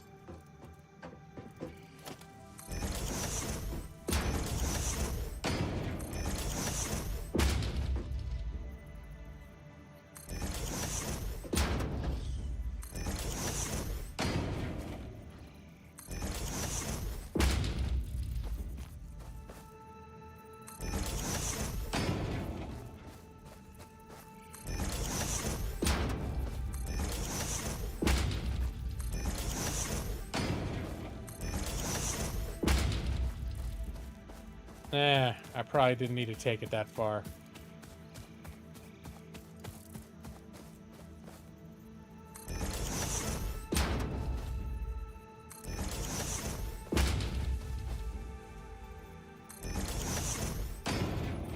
It's a 91 Honda Civic hatchback SI? Oh, it's like your little race car after driving a big rig. I thought, there are people that take cars like that and, like, customize them to actually be in races, though. So I thought you might have meant something like that.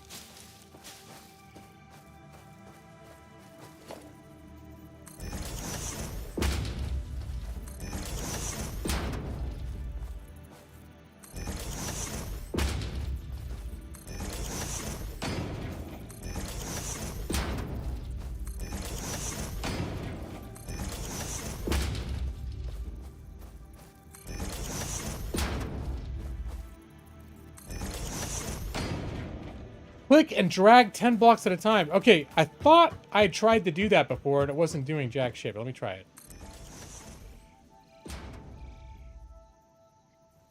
Click. It's not. Is there something else I need to do, like click and shift?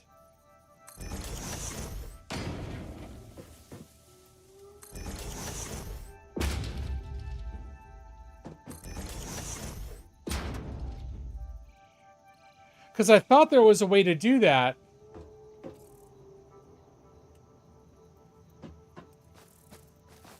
In this game, because I was trying to do it when I was building the stuff up top. And it wasn't letting me. Yes, I see.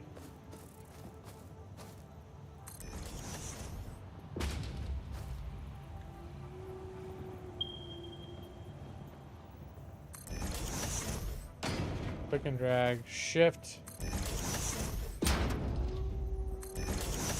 Nope, nothing's letting me do more than one at a time. Is it? And I'm just looking down. There's like all those little menu shortcuts down below. When the block is blue, press the R button. Default vertical. Zoop. Oh. Oh. Underworld zombie. Oh my gosh. Underworld zombie, you just changed my life.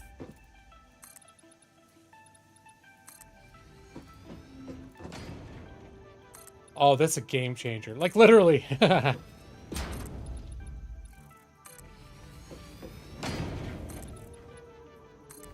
Huge. This is huge.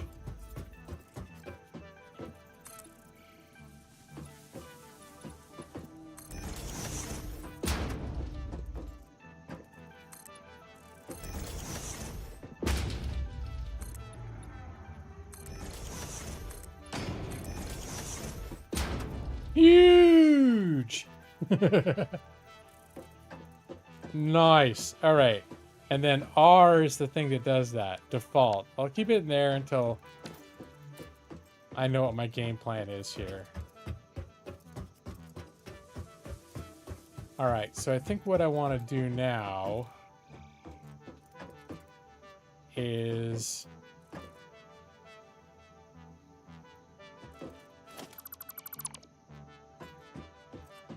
I'm gonna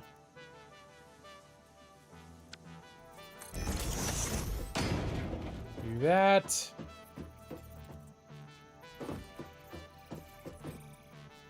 Do I want to do 2 across?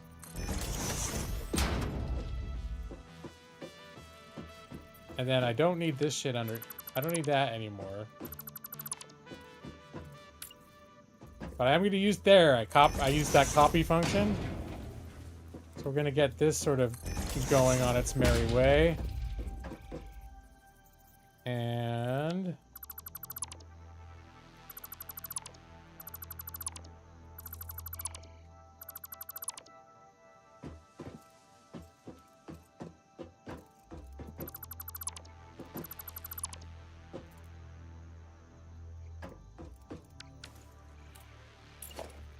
all right.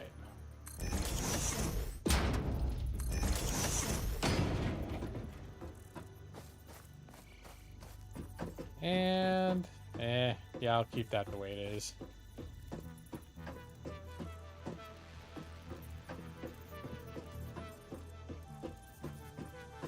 Can I drag and click on that stuff? I'm gonna guess diagonal probably doesn't work as well. Zoop. Oh, it does work. Oh, I like you. Oh my gosh. Underworld zombie. You just made my life a lot easier.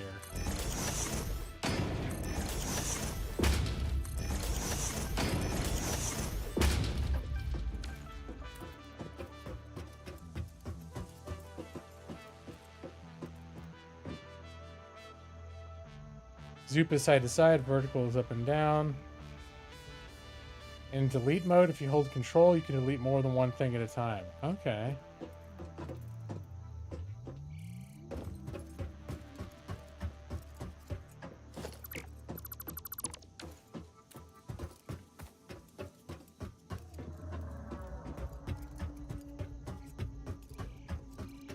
Okay.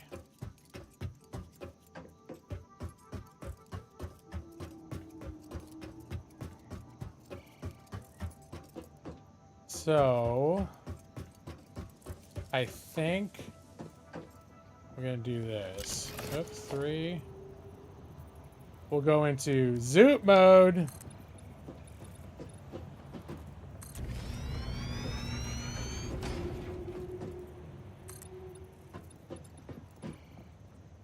Oh, I love that. I love that so much.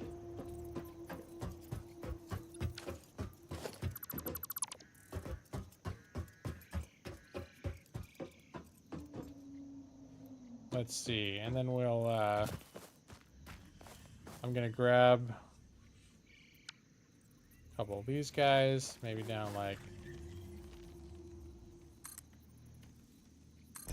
Oh no, come on.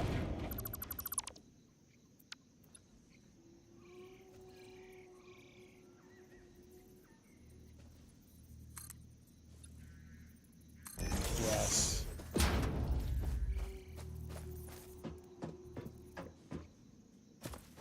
All right.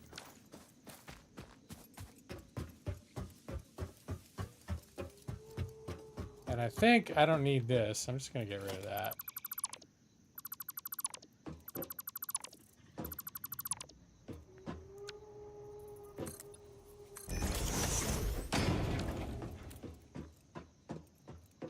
This zombie can teach things, Jeff. You're starting to fall asleep. That's all right. I mean, if I weren't playing a game and streaming, I'd probably be falling asleep right now.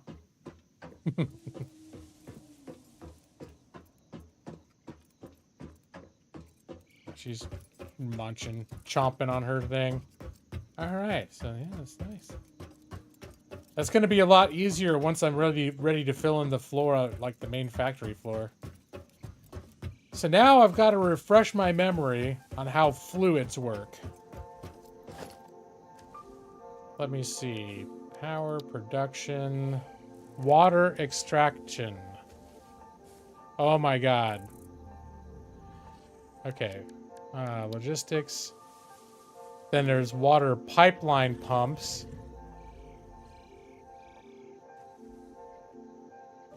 Oh my god, water is such a... Here's the thing, like, getting to water is like, oh my god, I remember, it's been years, but I remember water was such, like, how all the water pressure worked, and when you're trying to route it and split it into 3 different paths, and, like, half my machines wouldn't be getting enough water pressure. Oh my god.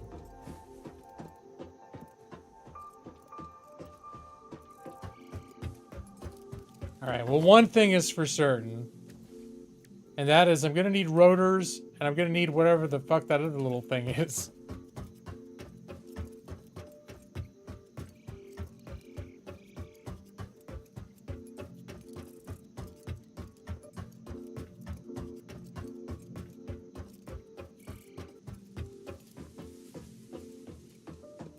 Let's see. I should probably do something like this, too.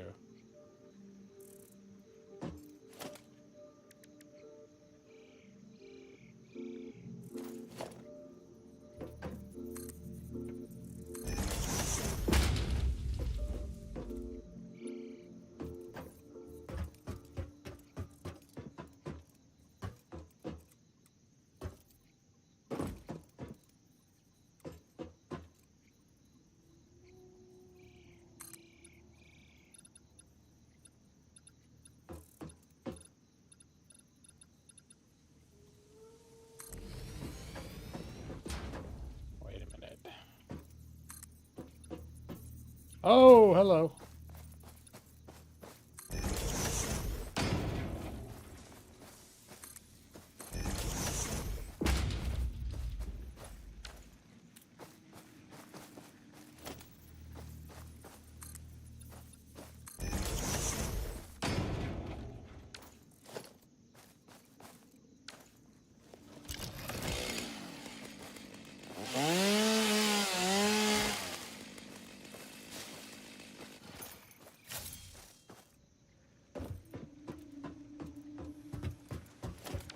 All right, so at the very least, now I've got a quick little step down from my main HQ. All right, now you need to figure out how to make those other, how to make that other stuff. Rotor.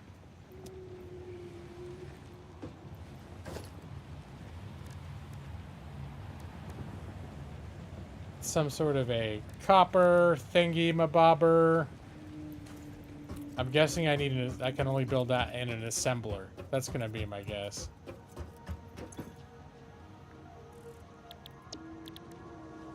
No. Can I build it in a basic machine?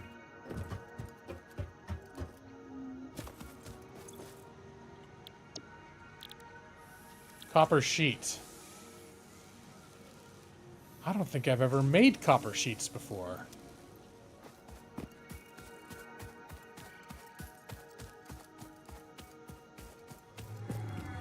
Wait, what does one need to make copper sheets? I mean, copper, obviously, but...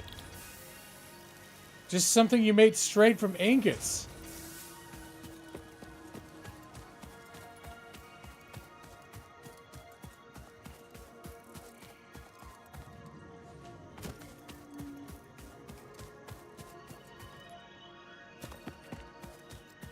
Let's see. Do I have something that just contains ingots?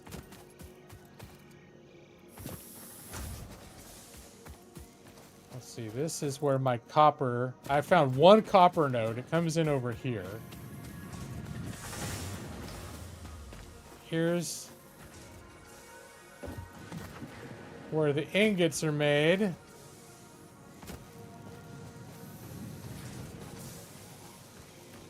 Ingots go here and make wires.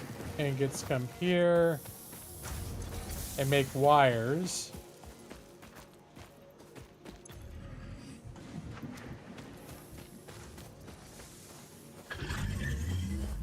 The hell is that? Okay.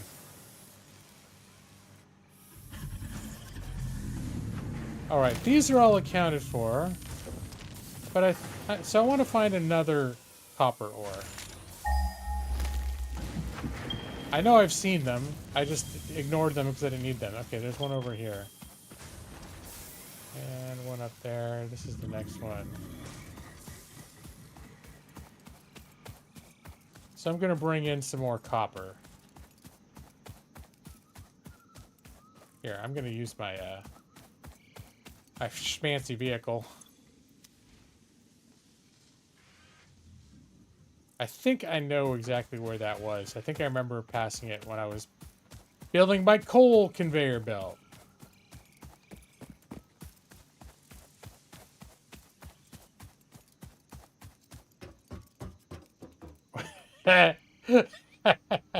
Are you laughing at my factory? It all makes sense to me.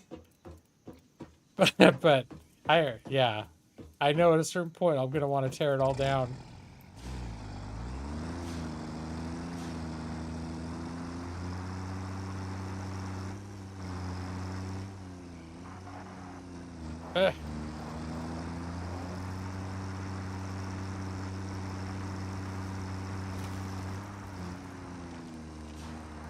Alright, let's do that little thing again. Copper ore. It's up there.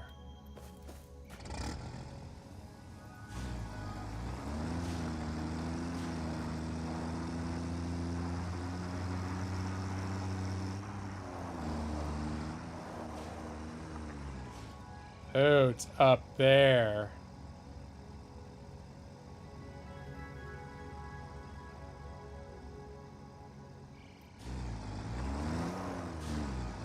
Can I get up there with a vehicle? Let's see. I see a little, looks like a little ramp over here. Nope. But we can take care of that.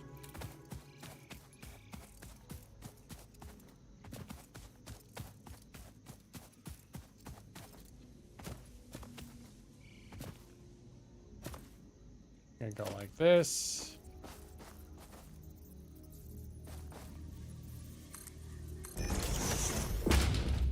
Get rid of.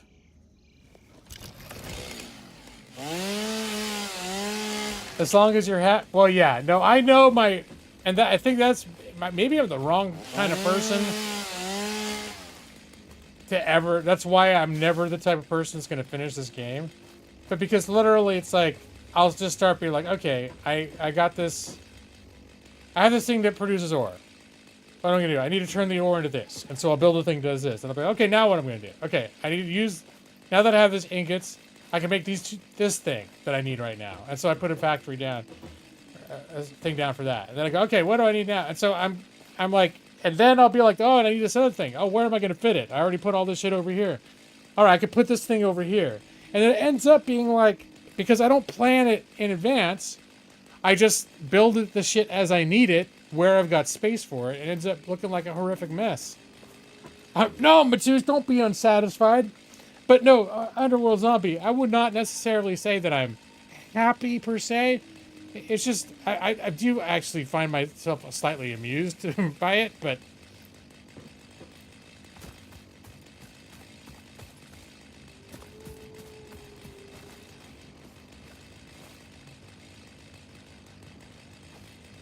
Here, let's do it like this.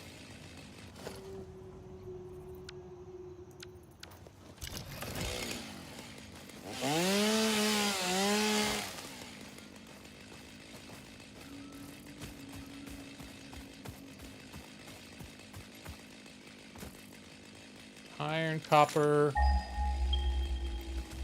Copper is right up here. Oh god, okay. Come here, you big old bruiser.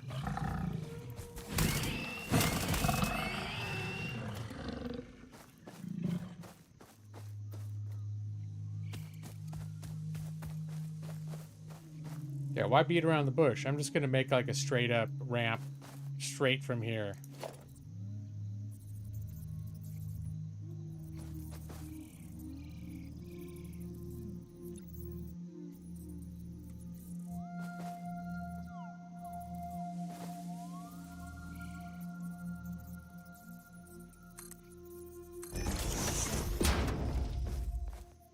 I'm gonna make a medium depth.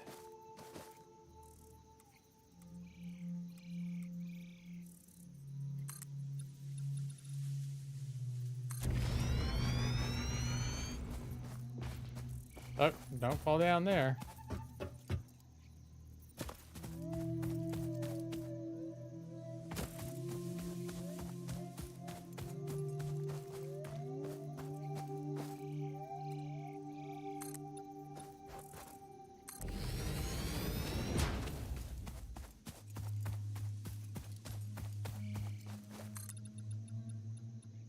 Oh, this is such a life changer.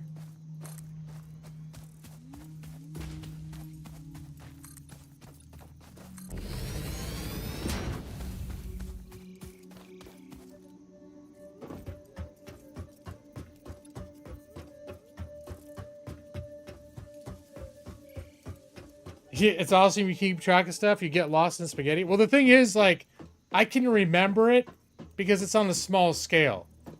If I had the kind of infrastructure or like the amount of machinery that you actually need later in this game, I would very quickly lose track of where the shit is that I need to know where it is. That's why I end up like, you know, trying to come up with like, okay, like the last factory I did, I'd be like, this whole level of this factory, its whole purpose is just going to be reserved for receiving iron ore and turning it into ingots. And then like this whole floor is going to be about producing whatever. Like I tried to specialize and really organize it out. And then I tried to create a central hub where I had one container for everything that was produced. And there would be a conveyor belt coming from wherever it was in the factory to this one central hub. So I had one container like stacked up near the hub that had everything in it. But that got hard to, I ran out of space. Like that got hard to manage too. And it was a real mess. I'd almost be curious if I could still, now I'm curious if I still have those saves. And if they still will work. Will old saves still work? I'm going to see.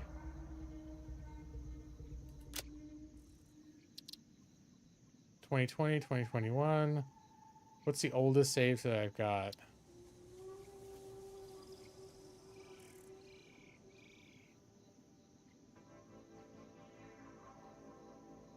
Public.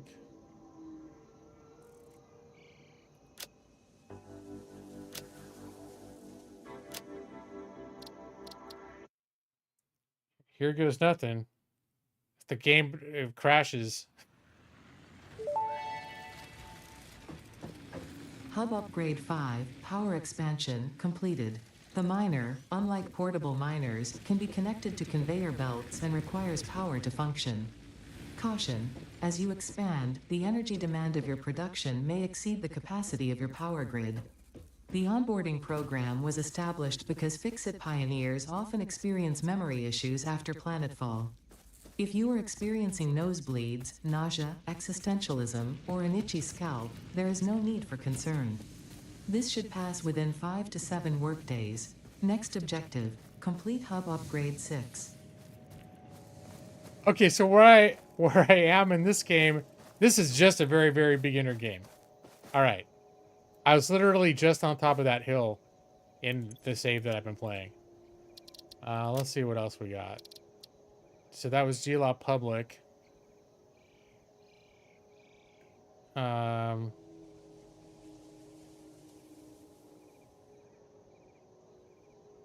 They see how many hours are in each I put into each one.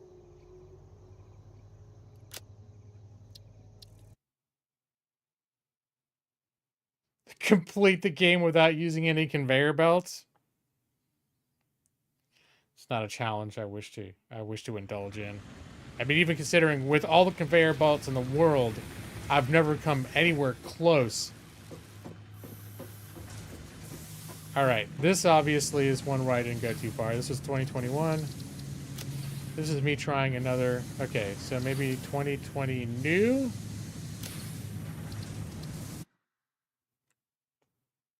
There was one where it was like the biggest factory that I ever built. And I'm trying to figure out which save that is. I think it's this one. All right, so yeah, this is what I was talking about. So here's my hub.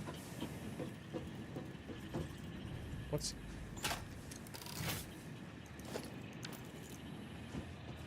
And each one of these containers, this is all my iron rods. This is all my screws.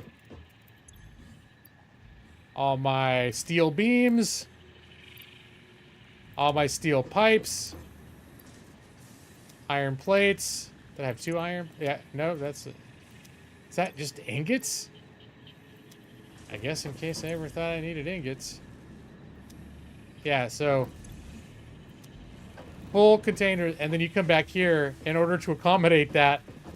This is the mess that I made behind all those boxes to route all the stuff so that I could have all the stuff that I produce, one special conveyor belt for each one,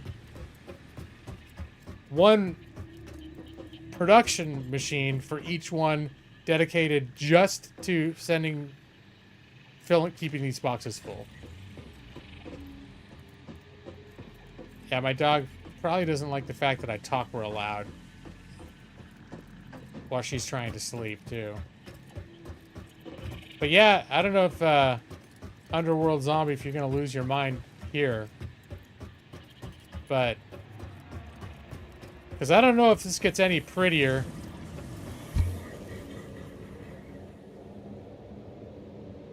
This is the largest factory that I've ever built.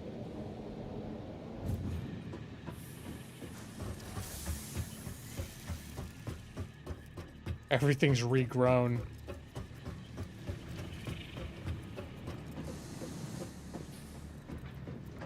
It's like all sorts of trees and shit in here. And this time, I have a lot of open space on these factories because I was trying to be like, this floor is just for this. And I'm not going to use this stuff. I'm going to keep it open for more of that.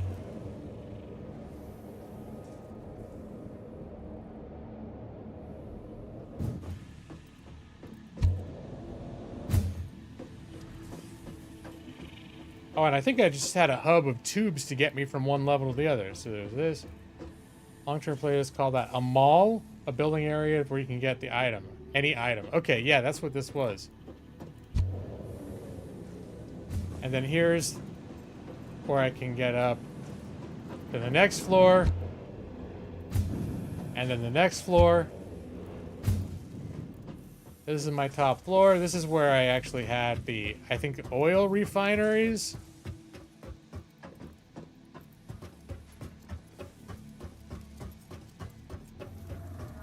And stuff to do the oil byproducts. Oh, I can't get through here.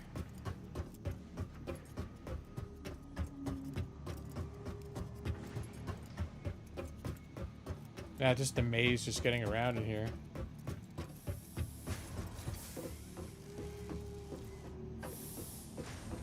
Yeah, this floor.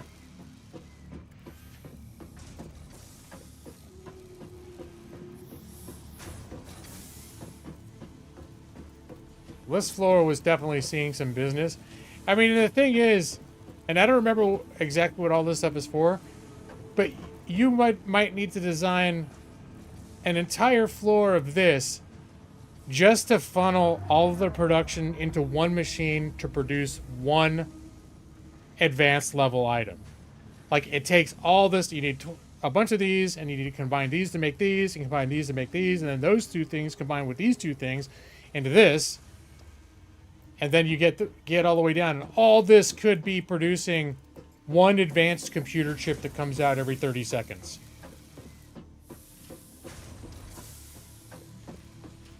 A plus, my dude. You've seen some crazy, but that's the cool thing about this game. And I will say, looking at this, even though it's a little maddening, and if I wanted to jump back in and figure out, like, what the fuck I was doing with all this, I don't know if I could do it.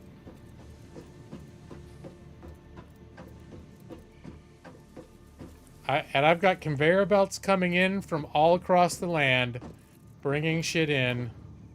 A lot of raw ore coming in.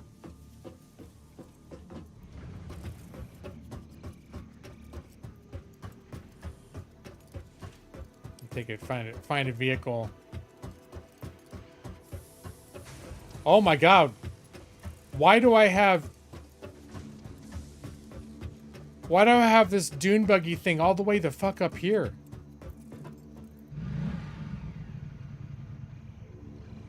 How the hell did I even get it up here?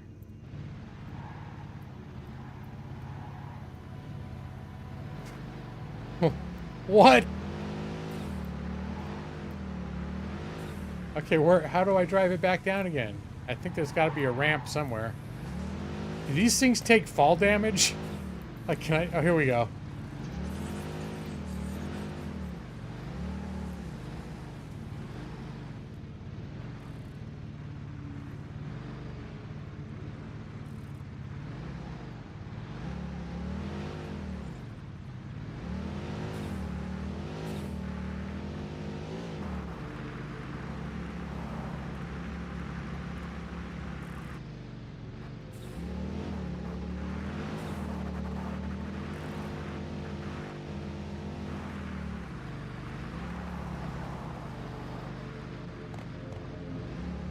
Oh, okay. That's not a good place to get on.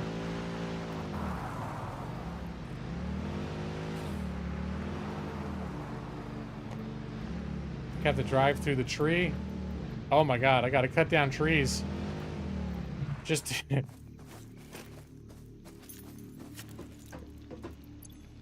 Do I not have a chainsaw on me?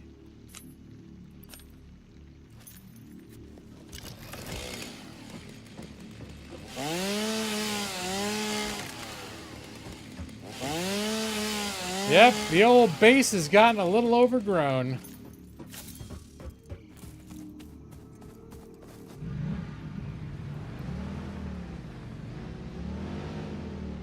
And you can see I've still got shit on the bottom that was like the original factory that I built on the bottom floor. It's a little more organized than my current bottom floor factory.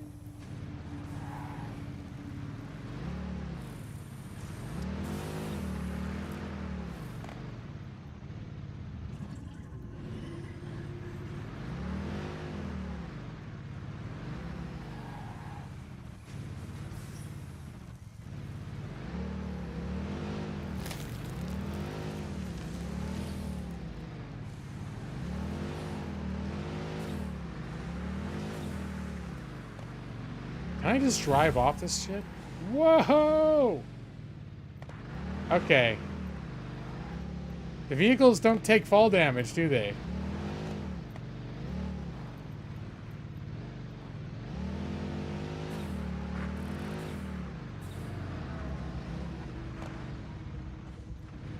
What's my power center look like?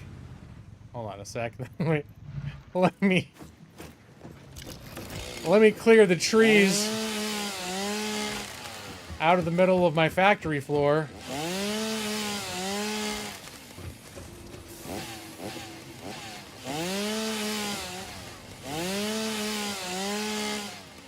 Alright, keep moving.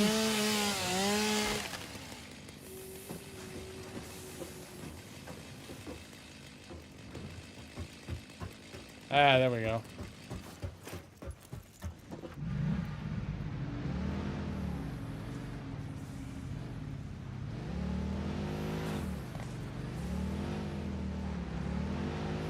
Well, I had the oil refinery on the top floor. Which I think that's part of the power, isn't it?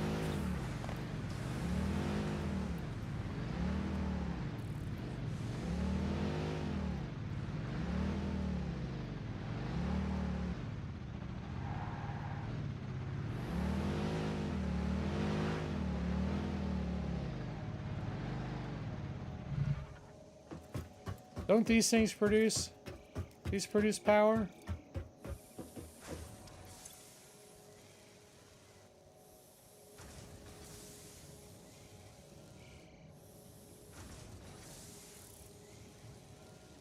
No, I'm not sure.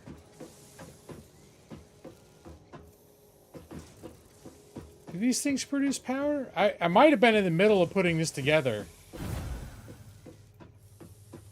I might have been in the middle of putting this together. I think I can see some of, like, you can see my power off in the distance. Here, I'll go down there. I thought some of these things were producing power, but now that I take a closer look, either they don't, or I hadn't set them up all the way to do it. And don't you have a work assistant that can help? Well, there is multiplayer. I've never indulged in such, but,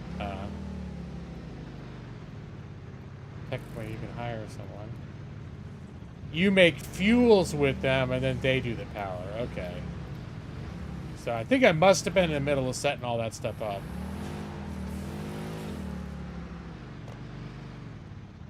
All right.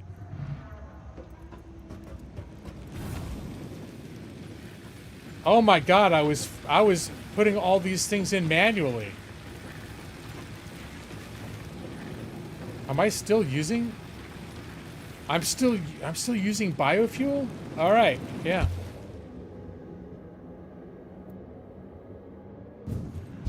Whoa, ah.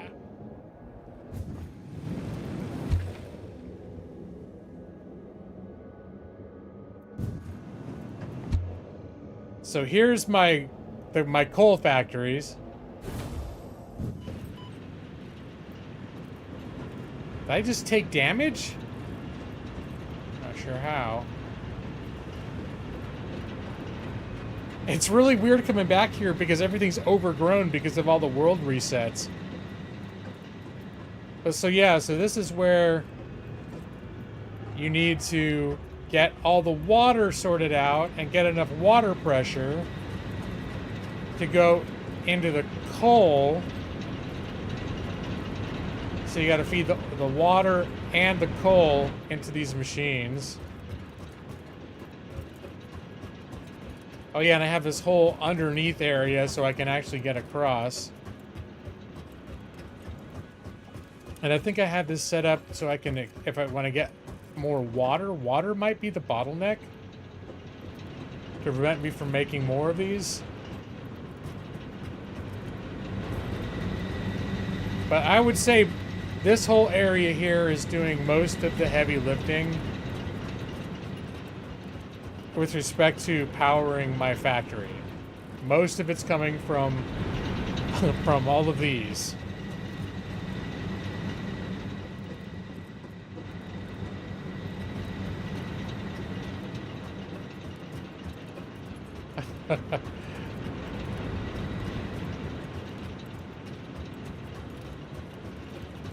And I'm looking at this right now going, I don't think I'm up for this shit.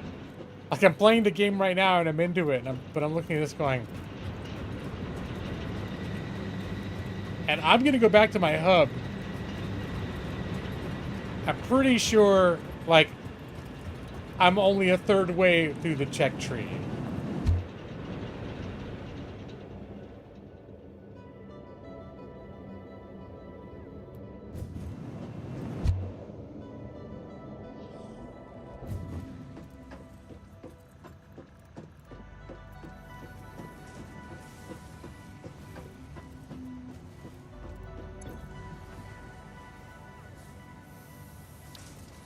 I've got up to tier 6, but I've got a bunch of stuff from tiers 4, 5, and 6. There's tiers 7, 8, and 9. And what was it?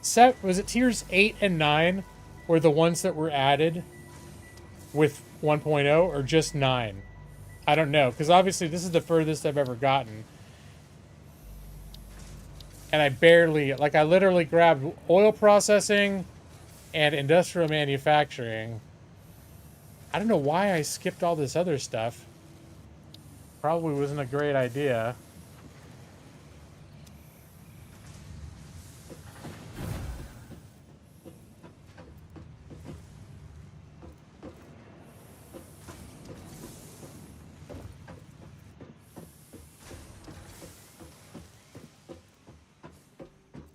But yeah, this represents my attempts at making things neater.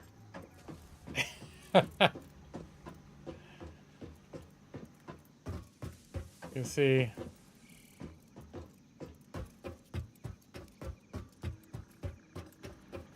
And my super messy, I guess, what do you call this? The mall? Yeah. That's a lot of fun right there. Let's see, where do I have to go?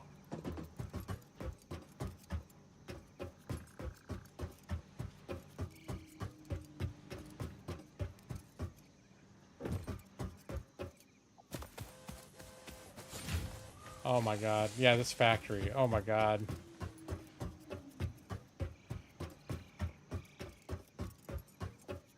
Oh, there's my old truck.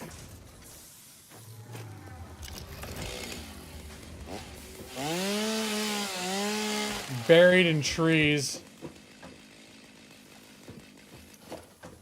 Look until you pass out. All right.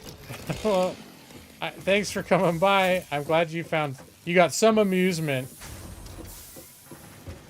This is a little bit triggering, though. Not gonna lie. Wait, is this my ground floor factory? I think this is my ground floor factory. Oh my god, it's a nightmare.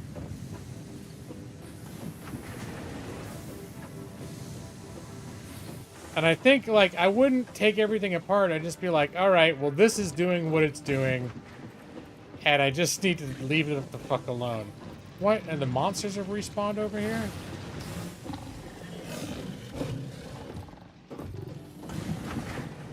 Oh, God.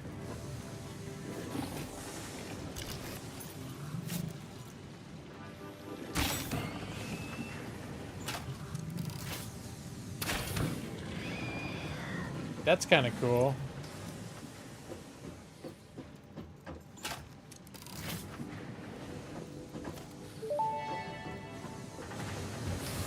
Samples of new alien species acquired. Notable features are blunt teeth, suggesting it is herbivorous, and a thickly plated skull and spine, suggesting it is proficient at inflicting and receiving blunt force trauma. Research the remains in the MAM to establish classification and potential countermeasures. Restart and try to organize better? I'm not restarting, dude. I mean, you mean restart the game that I just restarted this week? I just don't have... I can't plan that far ahead, because it's like, it's not even on my radar. It's not even on my radar, all the stuff that I'm going to need to build. So I can't anticipate how to plan for all of that shit. It's just one of those things, like, after I've done it all and redone it all and learned the hard way, then maybe I could start a factory from scratch, from beginning a brand new game, and then be like, I know exactly what I need to do. Now that I know everything that I'm going to need to do in the game, I can start, like, with a grand plan from the ground floor. But where it is right now is I'm stumbling my way into it. And I'm learning what works and doesn't work by building a factory and realizing, like, oh shit, I just ran out of room. Where am I going to fit this other shit? But yeah, crazy, crazy stuff. I'm going to show you my favorite, I'm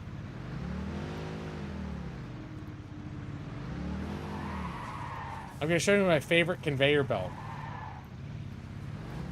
Actually, there's a couple, but I still remember.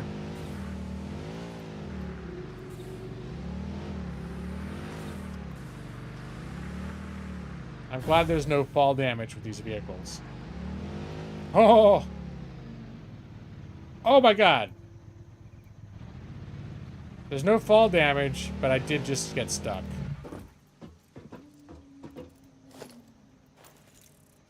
Alright. Explorer. Vehicle. Explorer. There we go, good as new. Probably gonna need to put some more fuel in there.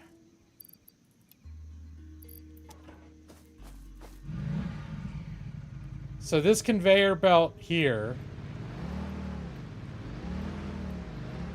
is bringing these pink crystals into my factory.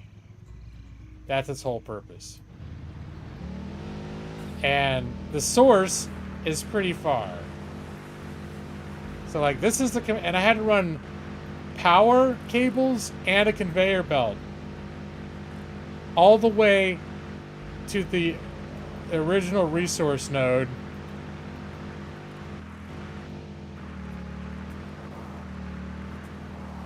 Oh my god, okay.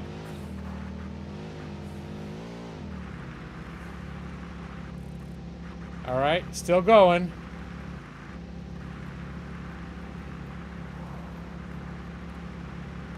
Still going, going into a cave.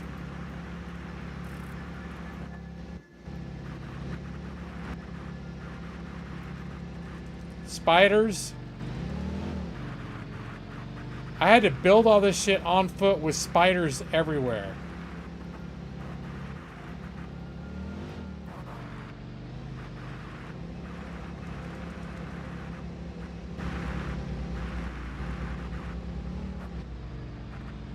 I think I ran out of gas one time driving through here too, and I got completely swamped with spiders. All right, so here clearly this is funny because you can see they redesigned. They've obviously done some redesigns of this area since I built this. So now I got conveyor belts going through rock walls, but some bigger spiders, yeah, good times.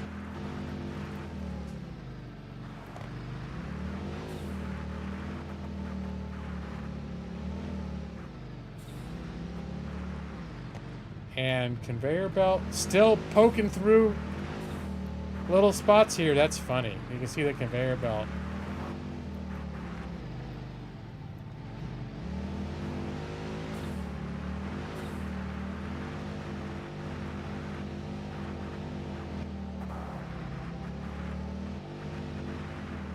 All right, out the other end. Conveyor belt still going. It's like some side of probably a copper node right there. Now we're in like a jungle.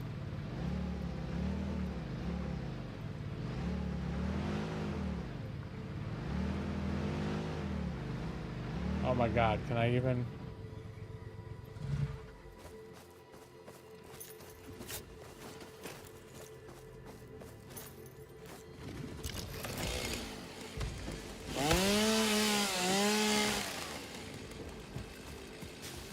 Oh my god! Oh my god! Oh my god! I am gonna die! I am gonna die! I died.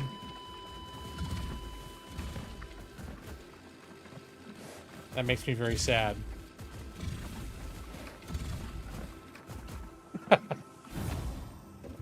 That'll teach me to clear out trees in an unfamiliar wilderness. Alright. Okay, I gotta get out of this. I gotta get out of this one. Let's get back to my new... Looking at this base makes me want to not play this game anymore. It's too much. I stopped playing because I got overwhelmed years ago, and now I'm playing again. I'm like, this is fun. But I'm like, I know it's going to get to a point where it's going to get to be too much. So back to first 1.0 main. Oh my god, I think I'm getting, my blood pressure is going up. Just looking at that factory. I think part of the problem too is that because the world has been revamped so many times since I played that factory, like getting into a factory that's both very overly complex and the world is like regrown, like all the trees and shit over it. It just has this real, like, this feeling of despair. Okay. I wonder if I can... go straight across here.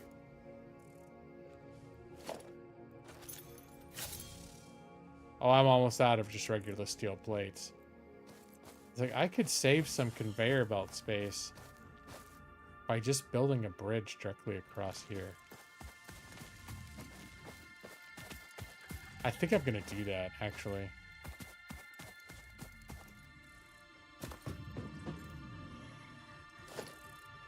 I'm definitely gonna need some more plates. I'm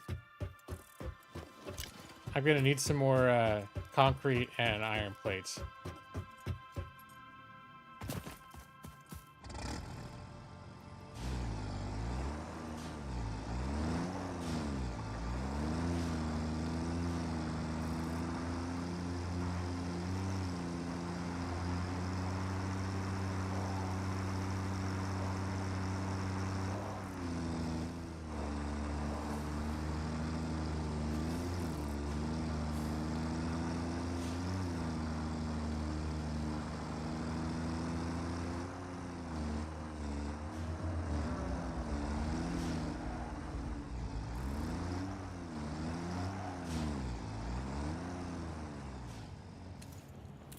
I should grab some more fuel for this thing, too.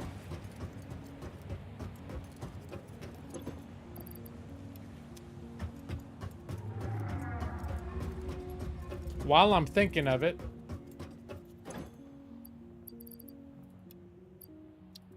Alright, so that's topped off. I need iron plates. Yeah, let me put away some of this nature that I've accumulated.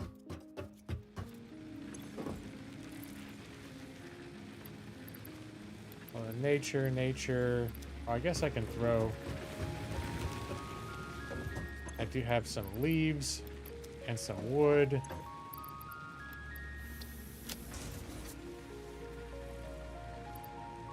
Some more coal, which I'll figure out what to do with later.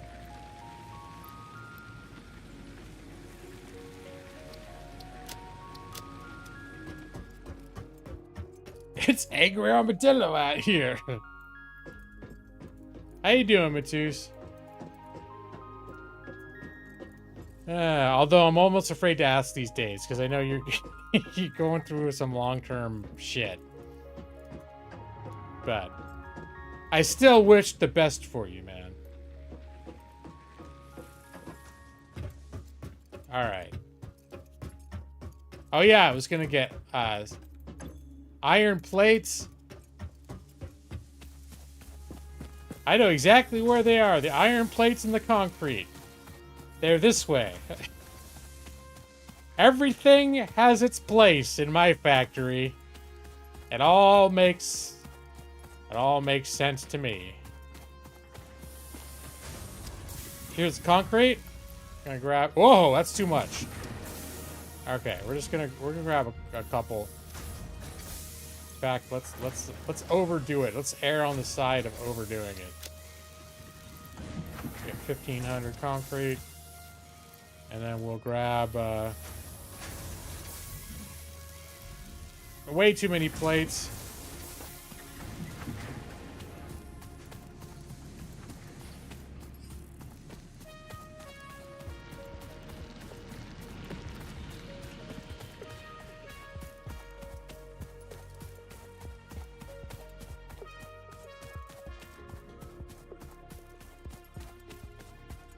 Because I think we can come right up here.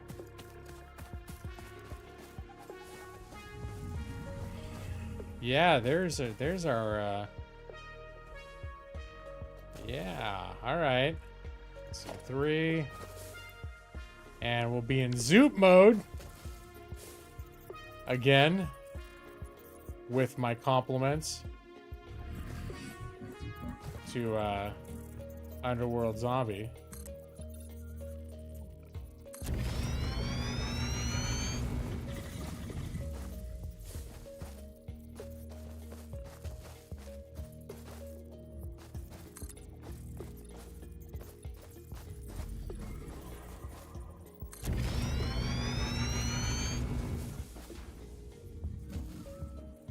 Let's all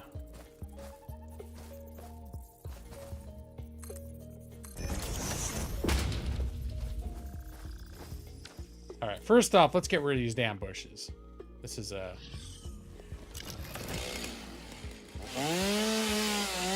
these are now officially in the way. You're standing in the way of progress, nature.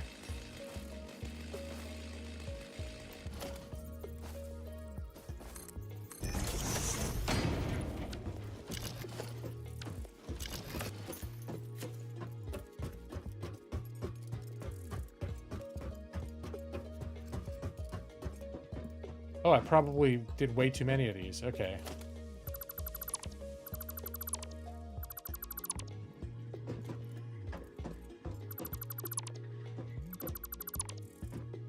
Let's see. This is...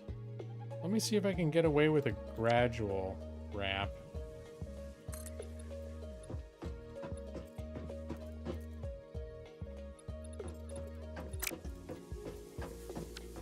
I could probably have started the downward ramp a lot further back.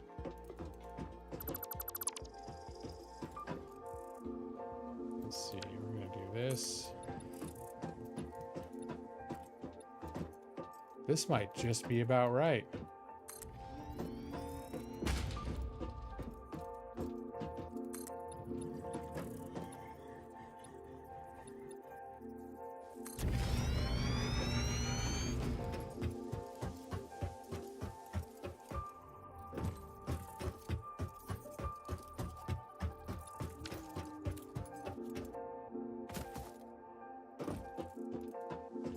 Yeah, I think I'm into that.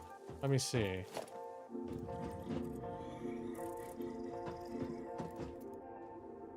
Can I do... I don't think there is a way to do more than one. I don't know, Zombie said I could delete more than one at a time. Oh yeah, there we go. Holding control. That's it. I thought, oh, maybe I haven't unlocked the ability to do that yet.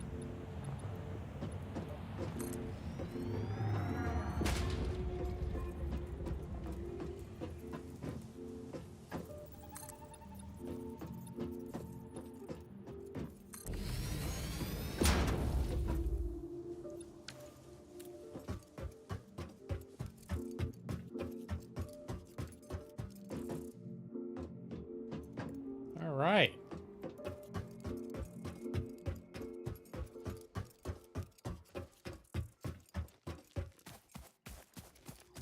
And then,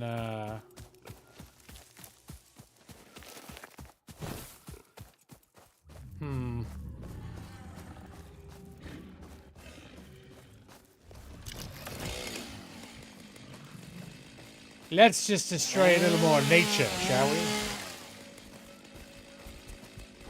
Oh!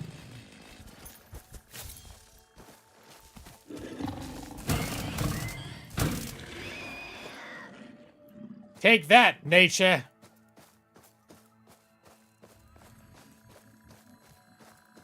Flora nature, fauna nature, all the nature.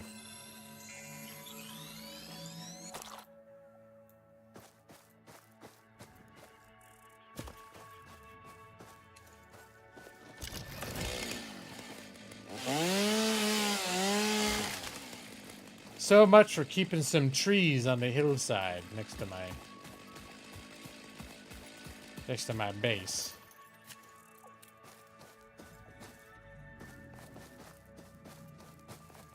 All right, let's do this. 6.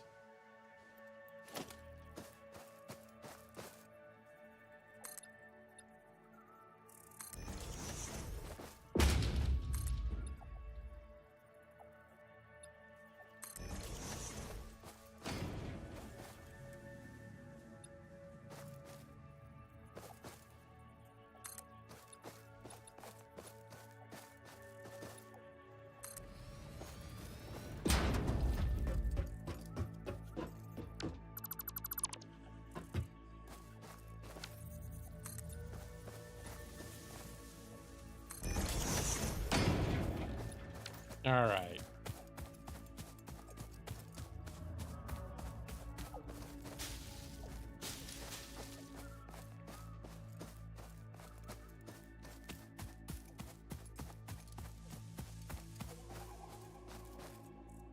I'm gonna need something to mark this off.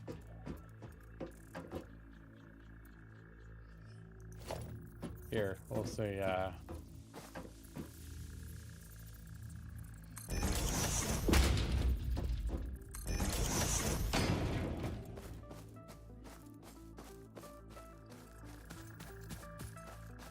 that's something that I'll be able to see from a distance, that I'll be able to be like, oh, that's where the bridge is.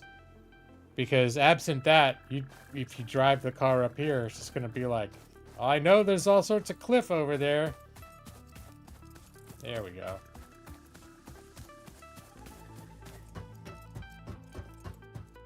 Nice.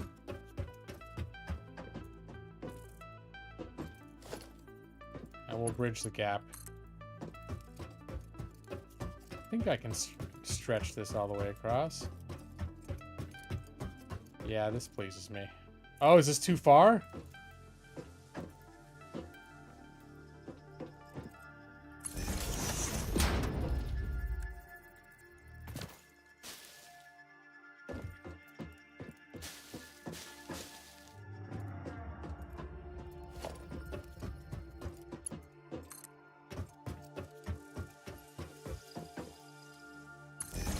There, just to give it some symmetry.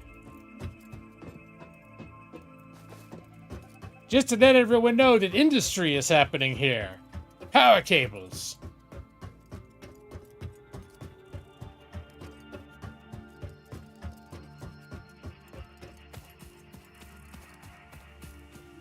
I need a gardener. We don't grow things here, Jeff. All we do, we just tear it down.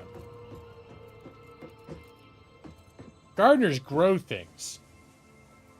I don't do that. Well, I guess you could say I grow factories, technically.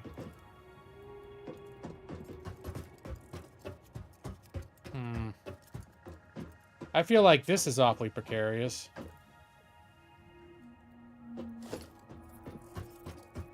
Here, now that we have, we've got the magic thing. Let's make this at least 2 blocks wide, or 2 whatever these things are.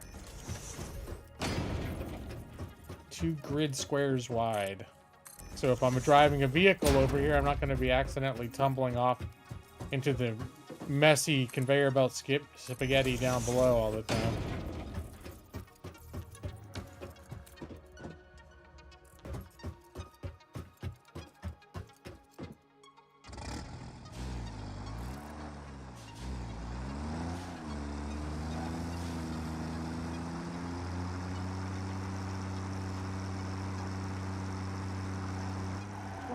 Okay.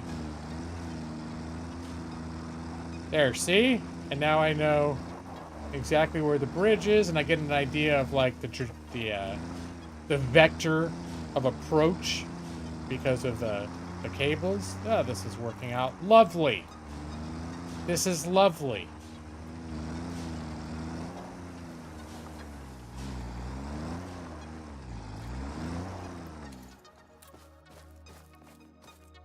All right. We are going to exploit this copper.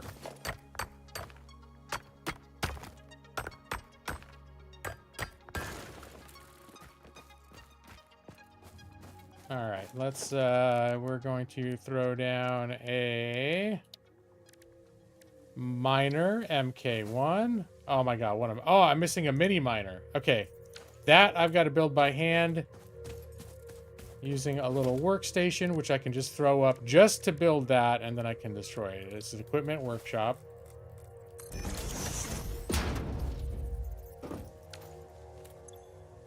Portable miner.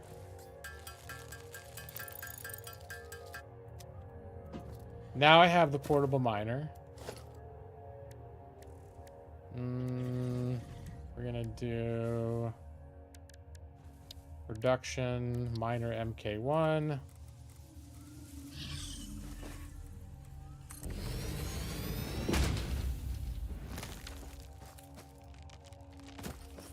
Let's see, and I think we will do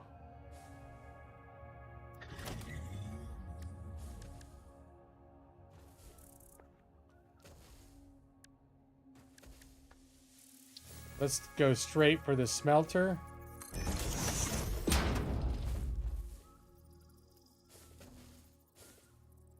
We're gonna go for a high-speed belt.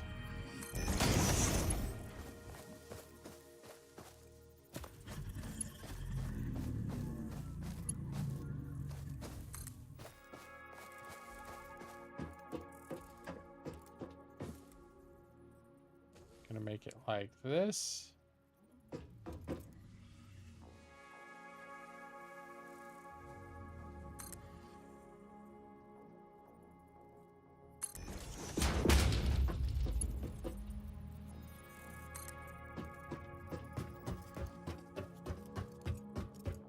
Run this up here.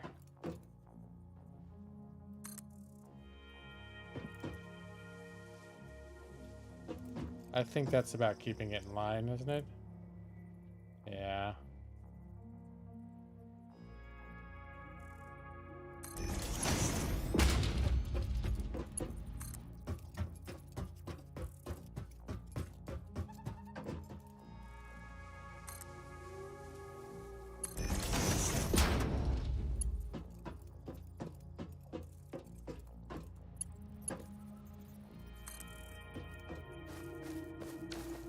Here, let's complete the power line first.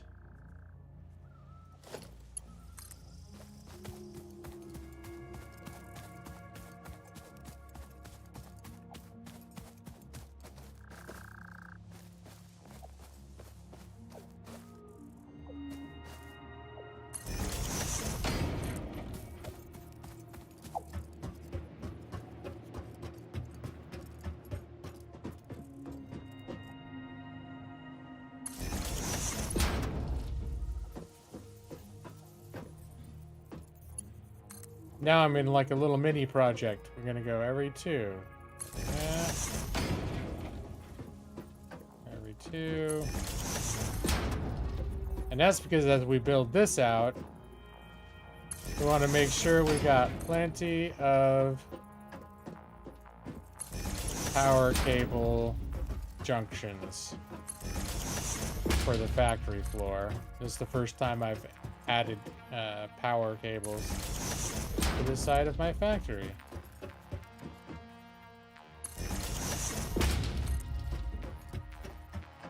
Oh, it's going to line up perfectly with my other existing power cables. All right, they're attached there. So now this is part of the grid.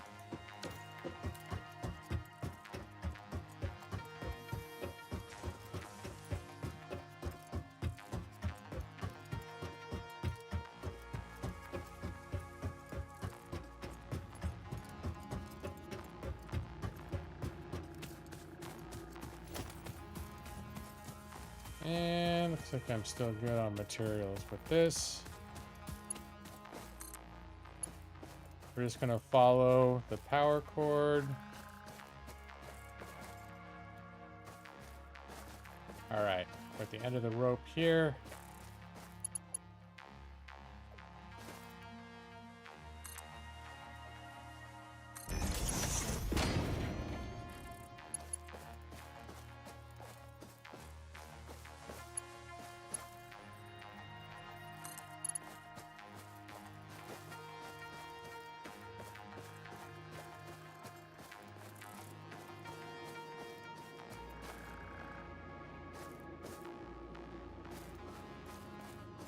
come in like this.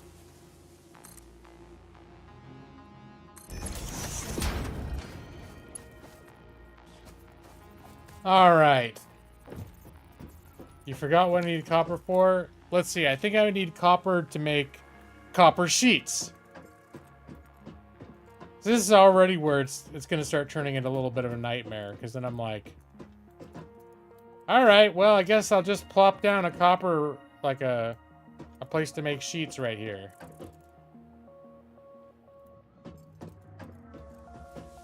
Let's,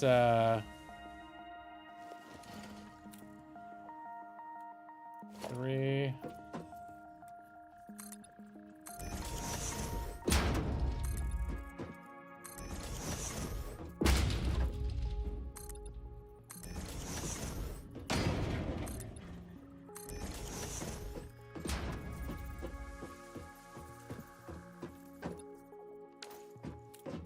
All right, so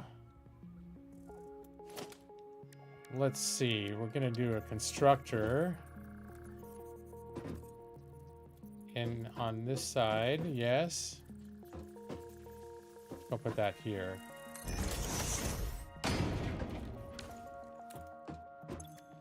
We're gonna be making copper sheets, which is just flat out 2 ingots. Oh my god. It makes 20 per minute. I think I'm only bringing in 30 per minute. Copper sheets make it hard to sleep. Yeah, I guess if you're gonna make a tongue twister out of it like that, it's hard to relax. You know, here's the funny thing is about Satisfactory, is the last couple of days I've been playing it. I was talking in reference to you saying the copper sheets make it hard to sleep. I play it and I go, I don't know if I'm gonna keep playing this, because it's just so like, I'll stop playing it and just be like, oh my god, it's too much. But then when I'm not playing it, I'll be thinking about it. And then a few hours later, I'll be like, I think I'm gonna play it again. Last night, I was actually dreaming about building, like, I was dreaming about Satisfactory. It's one of those games that gets into your head.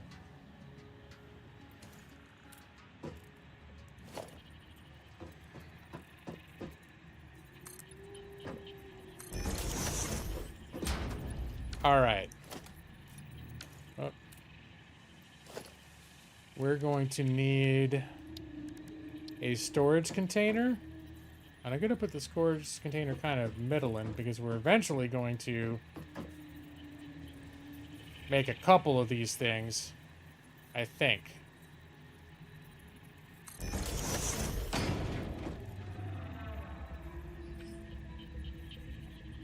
We can use the slow conveyor belt for that.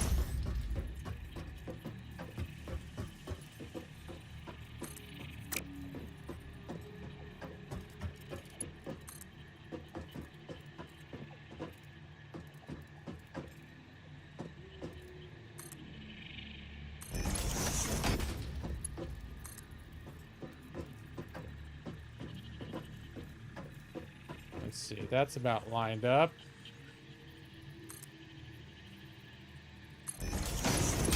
We can still go under that with these, and I think this can, yeah, it's not too much of a slope. I'm almost wondering if I can make it more of a, hold on. Can I go even?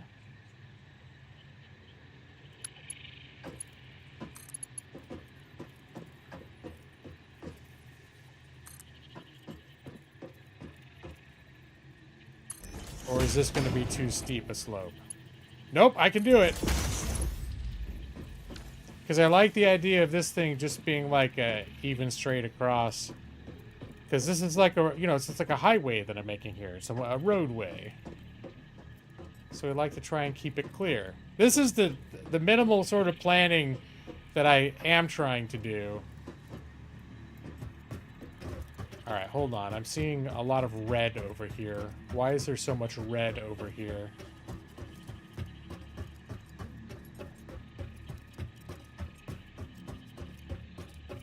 It makes me think that I fucked something up.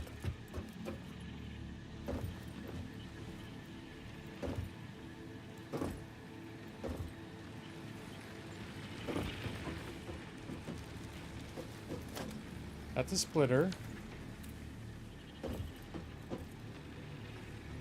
Why is it not going this way?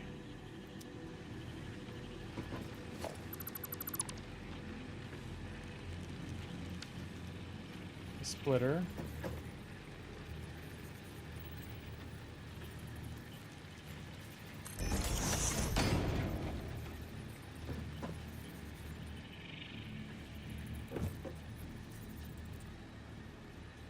Have I misaligned all of these?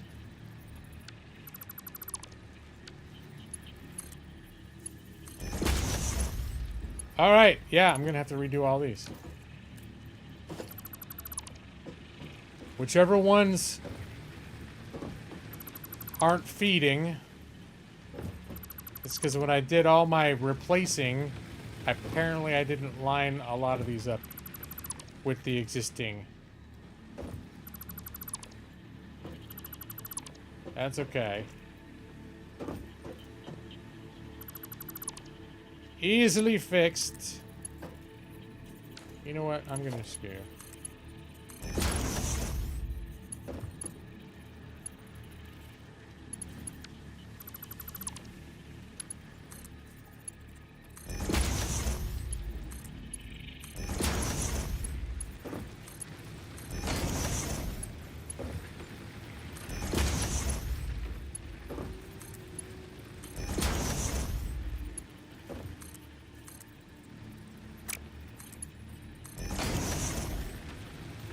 And I'm upgrading the ones that are already here.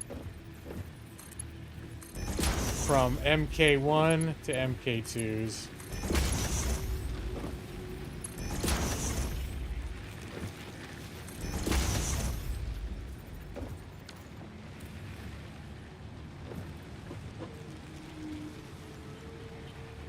Oh, really? Why is it not feeding through here?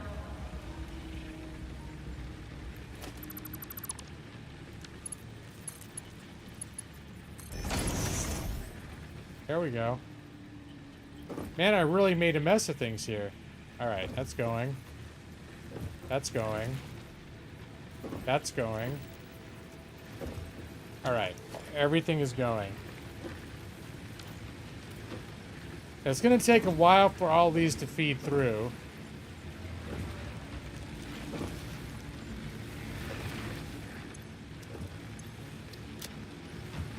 Do we have a backup in here?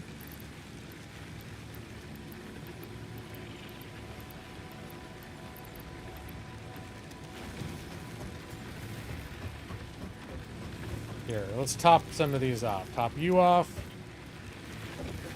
Top you off.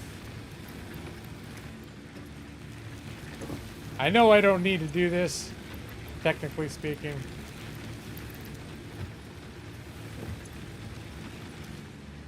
But as these get topped off, because every time it goes through one of these splitters 3 ways, if, say, 10 are coming through, it gets split 3 ways, and only a third of that is coming through each time. And so the ones at the end don't get anything. But these things burn through these so slow that once they fill up, then it continues along the line, and then eventually they all get filled. But if I can just manually load up the ones, it was going to be fine anyway, because these weren't necessarily about to run out. But, well, that was down to 10.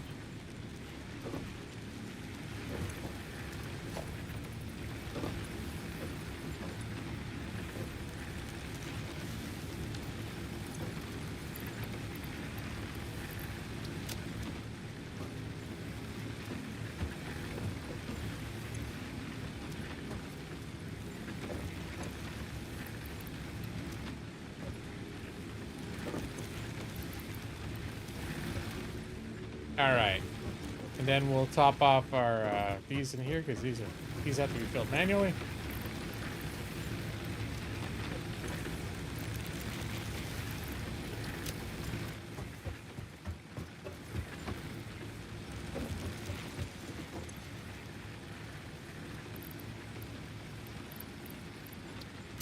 And I'll grab one of those. I think I got a bunch more leaves I can throw in here. More wood to throw in here.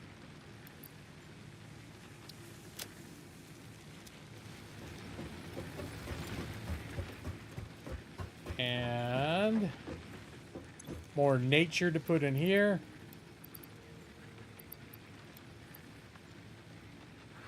I should build one of those research stations.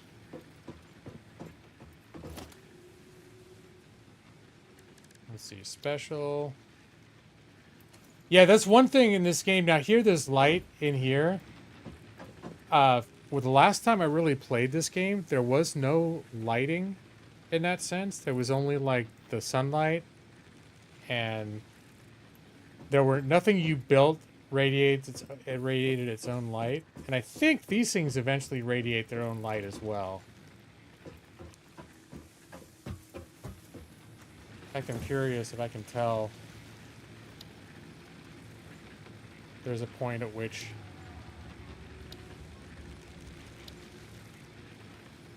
they specifically say now you have lights that you can add. Because lights were not always in the game. I can't see into the future phases.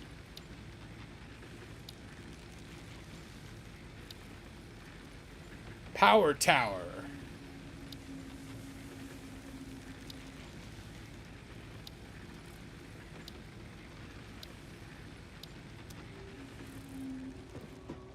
Yeah, these look like they'd be lights, but I don't think they actually generate light.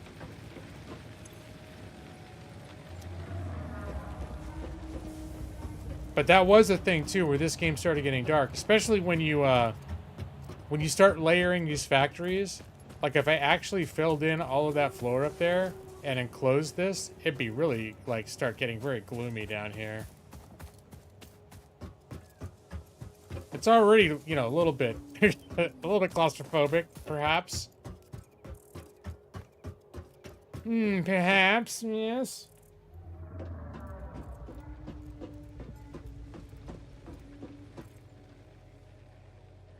All right. Oh, yeah. I set up the whole infrastructure for the copper. And then I didn't actually hook it up. But luckily, I've got this, since I've created this shortcut now. I don't feel like I'm traversing halfway across the map to get back and forth from it.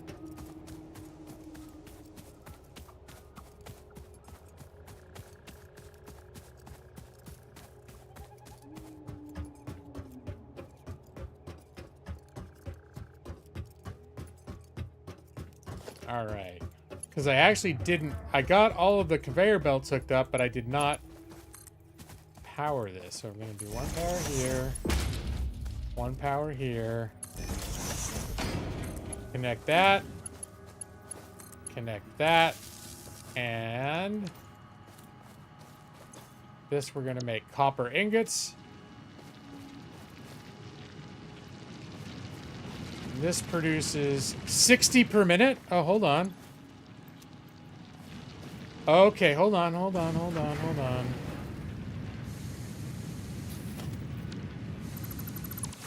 Hold your horses. Hold your horses. All right. Stand by. Stand by. So the problem that I just discovered is that this thing produces 60 per minute, and that smelter only smelts 30 per minute.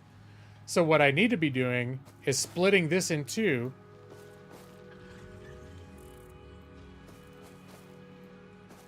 Let's see. All right, let's get rid of some of these. These bushes and trees getting in the way.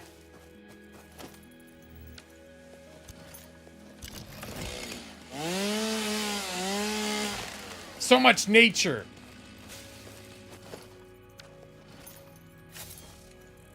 Okay, I don't think I need this here anymore. I needed that just to build the... So now, actually, I probably could have just kept that one up there. But we're going to need 2 smelters.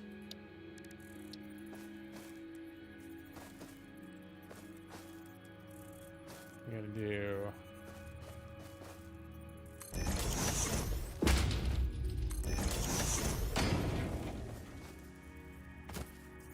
And we're going to do a splitter.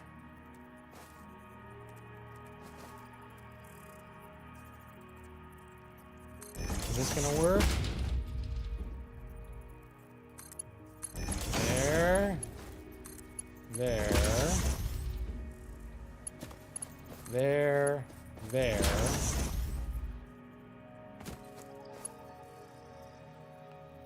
There. There. There, there. There, there. We're gonna... Oh, let me put copper ingots. Put that ore in there. And let's turn this machine back on. All right, so now this is putting out 60 per second, or 60 per minute. They're going to be split. Oh, no. Okay.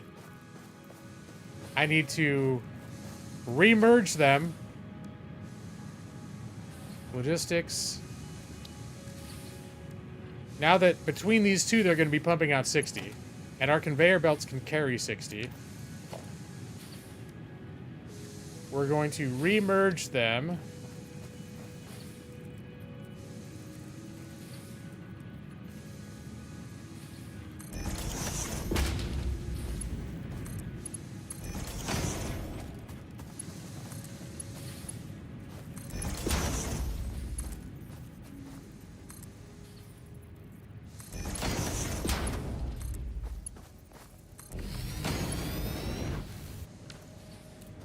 All right, and so now, how come nothing's coming out over here? There we go. I just hadn't set the recipe for copper. You'd think it'd be smart to know that if it only does 2 things, smelt copper or smelt iron, and I put in copper into it, it would just smelt it. But you gotta tell it, no, smelt copper. And so now, all right, so this puts out 60. Each of these can take 30. They take in 30 copper ore and put out 30 copper ingots.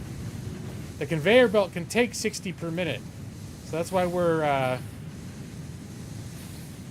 both of these. Wait, did I? All right. That's doing 30, that's doing 30. It's combining so that 30 plus 30 is 60. So this thing is putting out 60 per minute. And actually, I think these conveyor belts can take up to 120 now that I think about it. Which right now, we maybe don't need that much capacity. But if we suddenly get the next level of miner and this thing can put out 120 instead of 60, then we'll probably be glad down the road that we have a conveyor belt that can do 120. Although upgrading them is pretty easy. Should carry the car with me? You technically could. I mean, all you got to do is deconstruct it, and then you have the ingredients for it. The problem is I'd be afraid that I'd actually end up using the ingredients for the car for something else without realizing it. And then when I need the car, I don't have it. 96.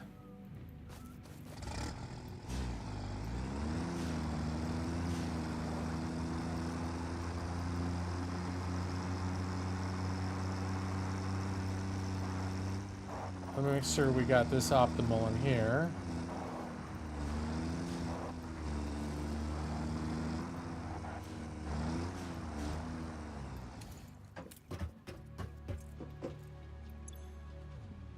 Oh, wait. So wait.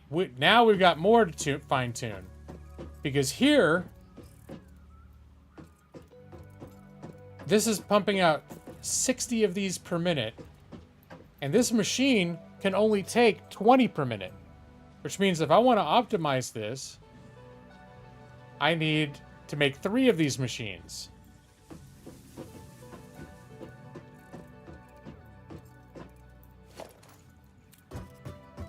Oh my god, okay. It just gets... It's just a lot, you guys, now that I'm like, oh my god, this is getting... It's starting to get crazy.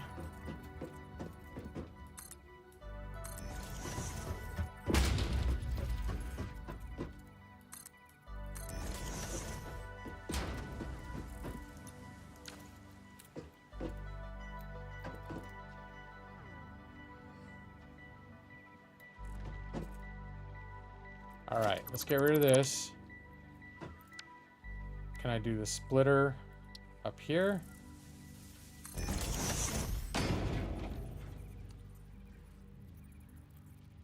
And then...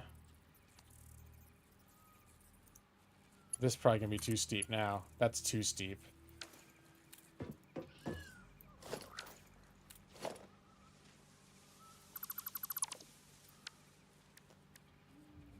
Let's get the constructor. We'll move this forward a little bit.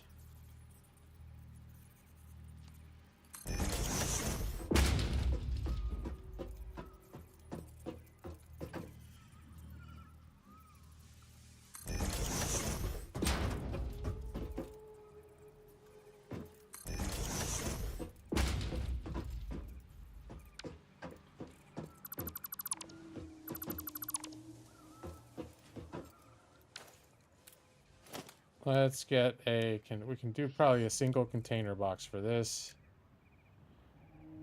Although technically I could do 3 container boxes. But I don't know if I need 3 container boxes.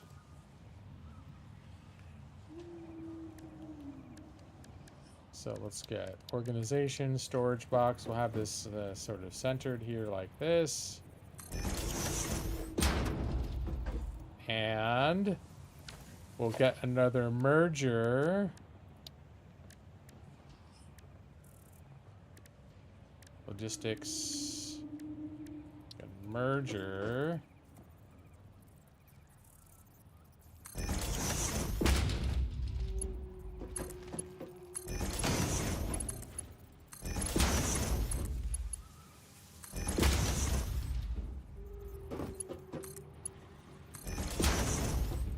Because these things each putting out only 10 per minute. Let's see, copper sheets.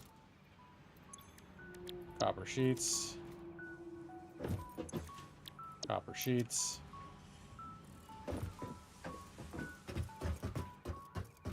We're gonna do this. Oh my god. It's still too steep? You're fucking killing me right now. You're killing me right now with this.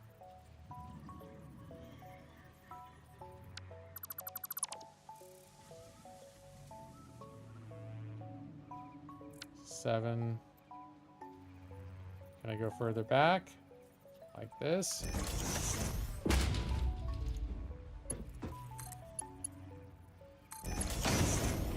Will that feed? It feeds. Thank God. Okay.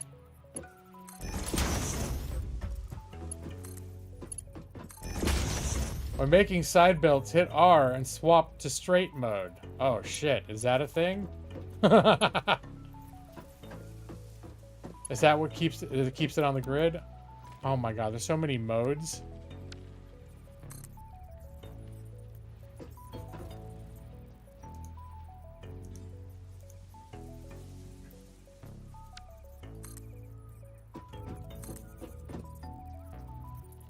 It keeps everything at right angles. Oh my god.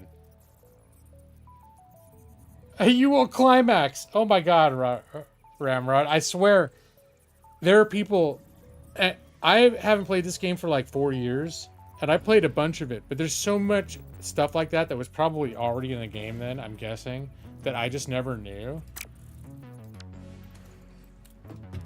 It's a total game changer. From machine to merger? Was it? I mean, I got the job done. Does it matter at this point? I mean, it doesn't look nice. but I did already. Let me see. I swear, I guess I can just do it now, right?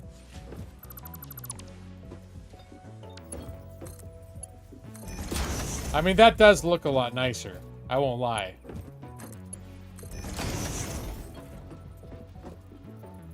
It is brand new. Okay. It's exactly the sort of thing that might have been there for 5 years and I just never noticed before.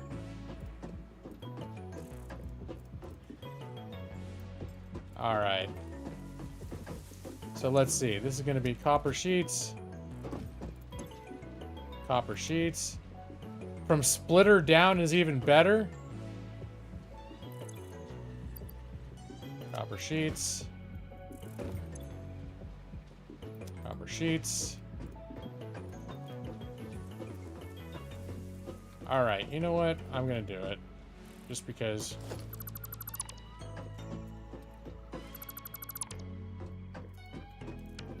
Just because. Uh-oh. Uh-oh, not caring for that, though.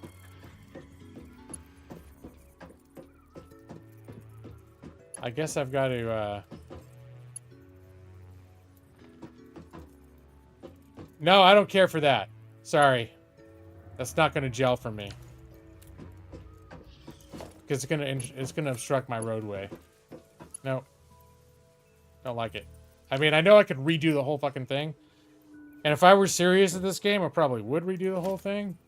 But that's not how I'm gonna roll. I'm just gonna do it like this. Keep these things out of my roadway.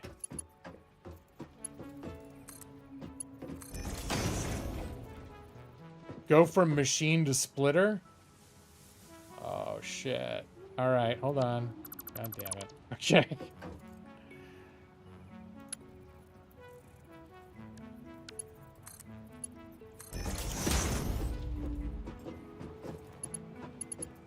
I mean, okay. Yeah, alright. Alright. That does look pretty cool. Alright, yeah, you got it sorted out. There we go. I mean, it also looks a little goofy at the same time, but it looks neater. Alright, so now let's get the let's get some power cables up in here.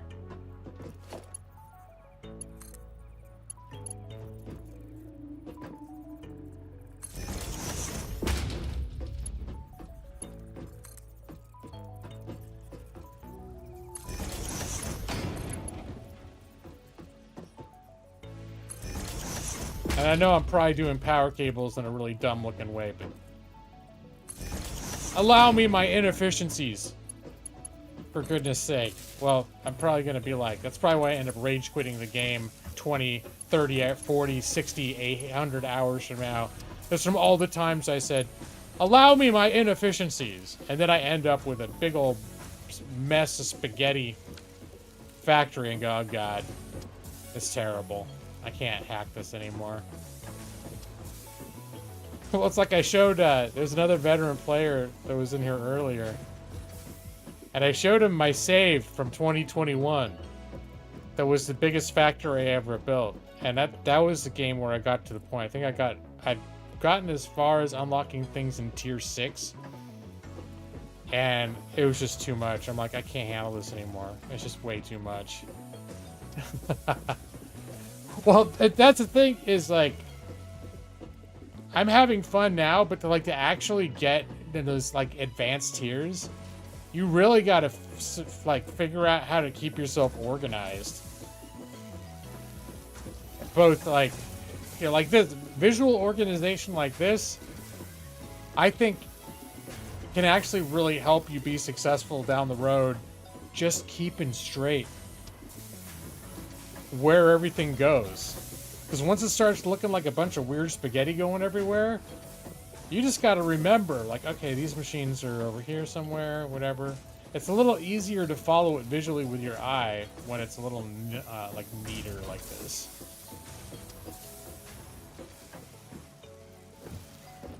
Alright, there's those. So wait, why was I building all of these? It was so that I could make water Water extractors. Oh my gosh. Oh my gosh, water extractors. I can't even. I don't know if I can deal with that. It's 11:30 at night. I don't know if I can deal with the water extractors. You're just showing me the possibility, dude. Yeah. That's like the last guy that came in here that was the veteran player. He kept laughing at like the mess of my factories, but was basically like, yeah, if it makes you happy. I'm like, well, I don't know if it so much makes me happy as I just don't know how to plan better.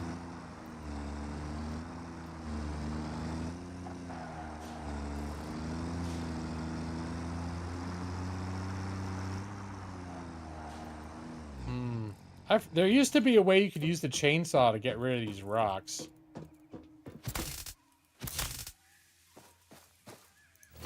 I don't think that's a thing anymore.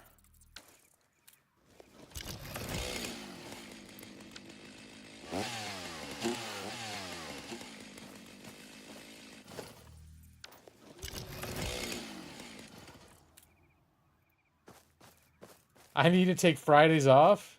Wait, so I can stay up late and keep streaming into the wee hours of the night? Yeah, the game, I like the game, I like the game's atmosphere and the music and the world. I think it just is, I think it's a beautiful world. It's very atmospheric and it's like very unique. And a lot of times just kind of breathtaking, you know?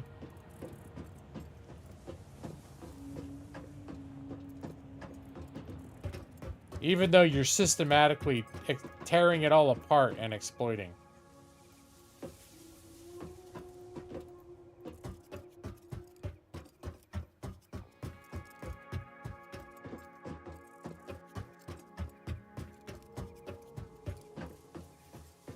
Yeah, I don't think I can deal with figuring out water mechanics right now.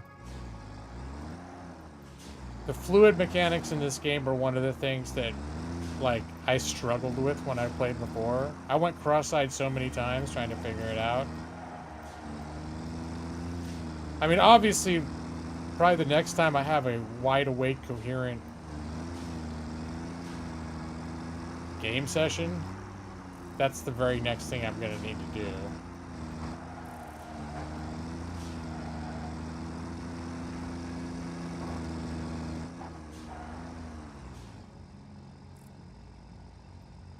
Water flows downhill. Well, not if you're using pumps and not wires. What are those things called? The tubes that the pipes.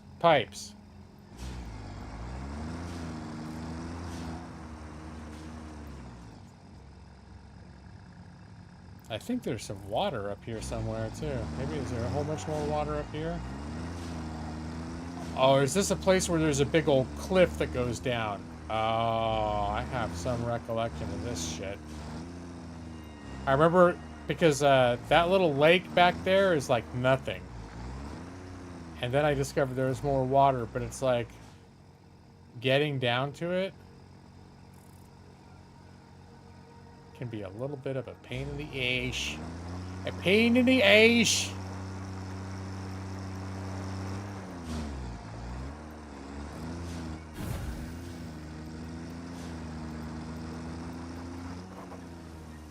Yep.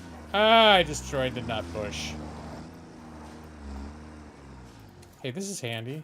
Look at all these berries. Gotta not drive over this shit. Oh yeah, I was gonna make a research. I was gonna make a little research station in my base.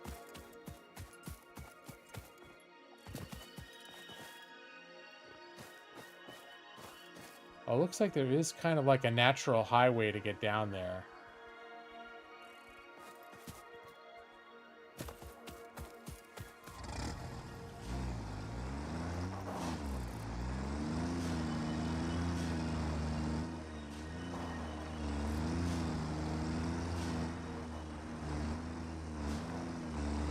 this where it is? It is a little precarious. But yes, this is it.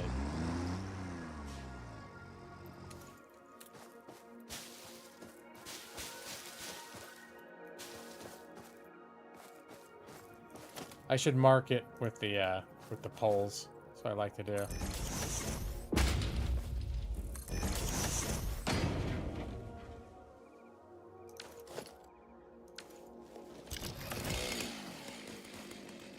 Do a little bit of tree clearing here.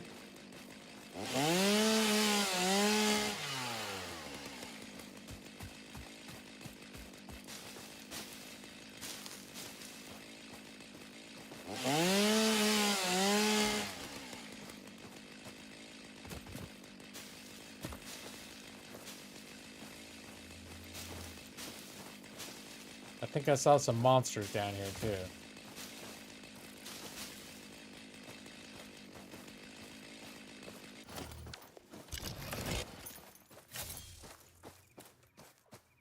This is looking like a bumpy ride.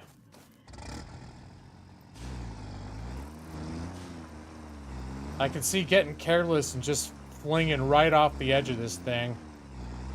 Oh, it's already tugging me to the left. Oh no. Alright.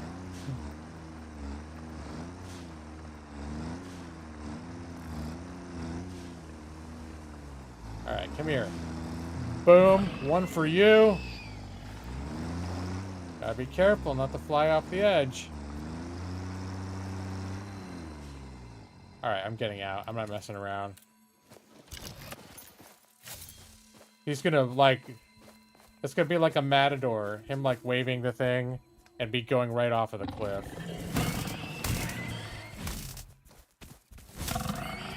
Oh! Buddy! I guess he's the idiot.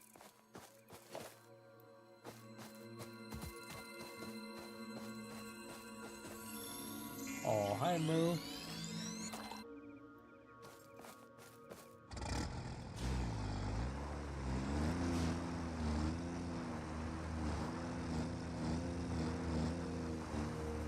Oh my god.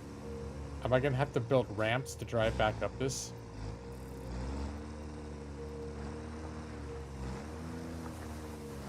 This is a treacherous little drive right here.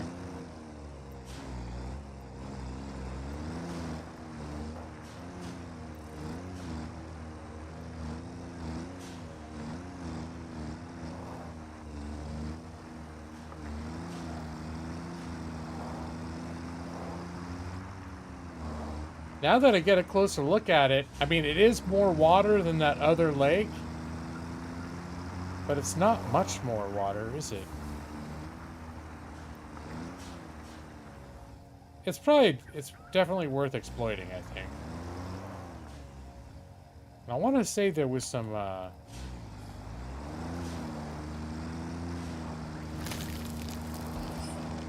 hello, what was that?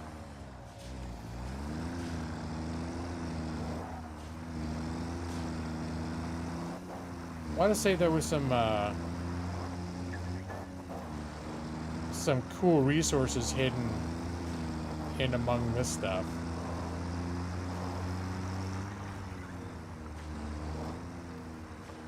Oh, there's also a bunch of monsters. I forget what's in here. I don't want to deal with all the monsters right now. I think they don't attack you while you're in your vehicle, but if you get out, like we saw earlier in my other save, I got out of the vehicle and everything went very badly for me.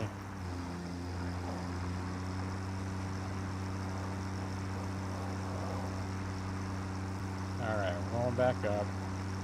Hopefully we're going back up.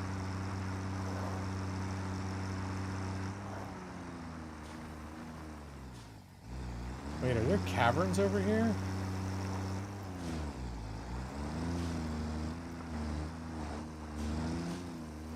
Oh my god, there's a cavern in there, but I can't fit my vehicle in there. So I'm not going there right now. I feel like there's going to be some scary shit in there. When I'm in my vehicle, I'm safe. Hashtag just go swimming. Not today. Oh! I may go swimming without even meaning to. I swear the way they have this designed, it keeps making my my vehicle want to slide over the edge of the cliff. I will grab this though. Alright. I haven't seen a whole lot of those.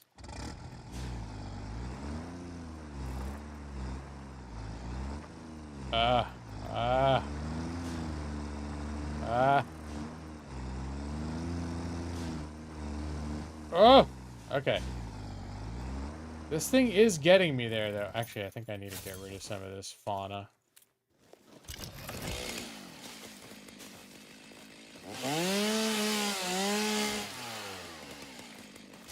I don't want to be navigating around all these bushes and shit.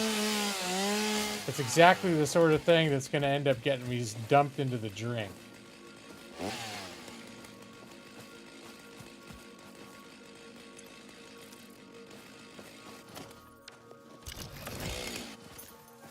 Why is it not letting me pick up any of these bushes? I guess some of these are not pick-upable bushes.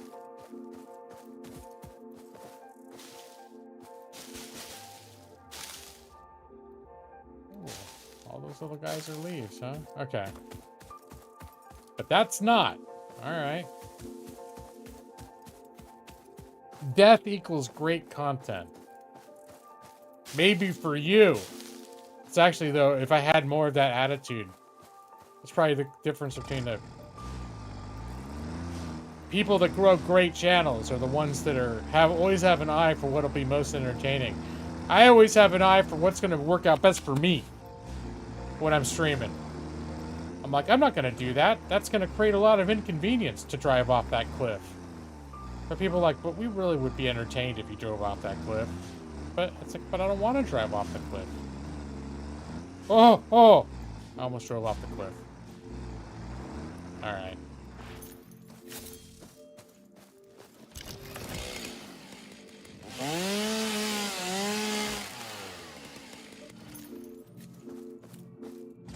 Puppy equals great content?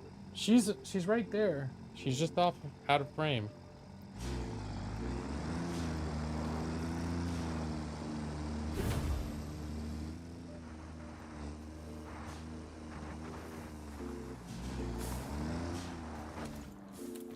I think I'm going to do the same thing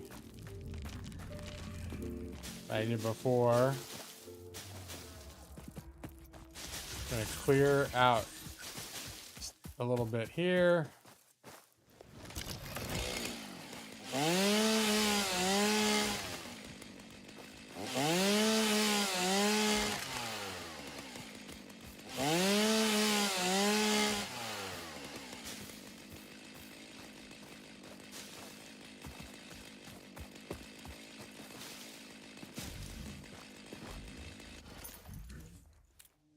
Then I'm gonna just throw up a couple of poles here. Just to mark it.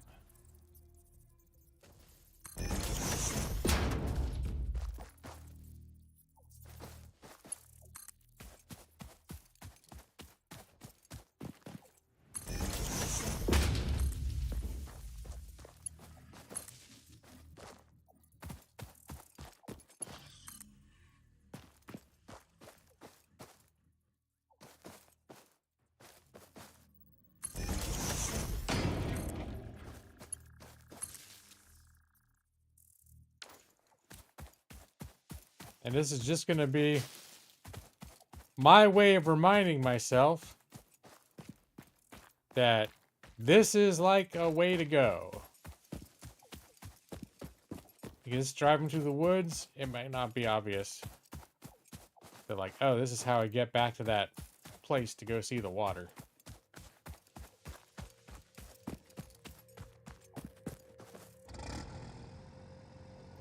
Alright. And down we go.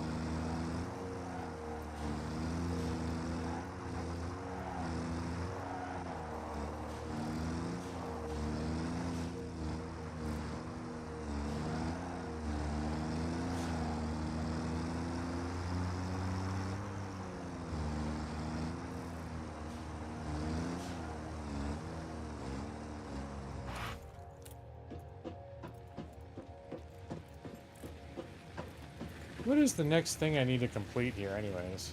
Base steel production? Huh. Do I have those things?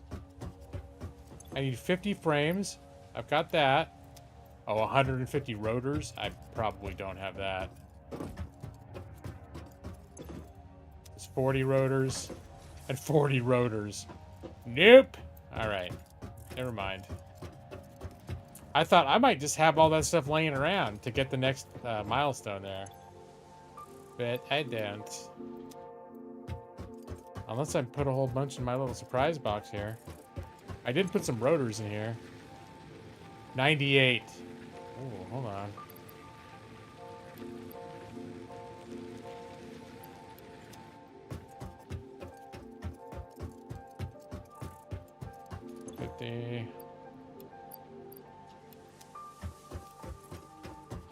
No, I don't think I've got.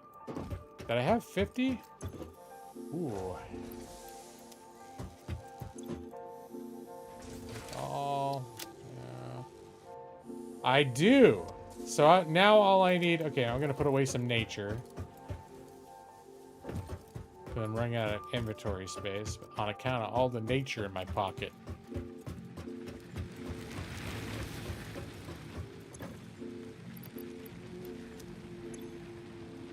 Some wood. Oh, I've already got 500. I'm gonna grab 500 concrete and 1,000 spools of copper wire. That is right this way.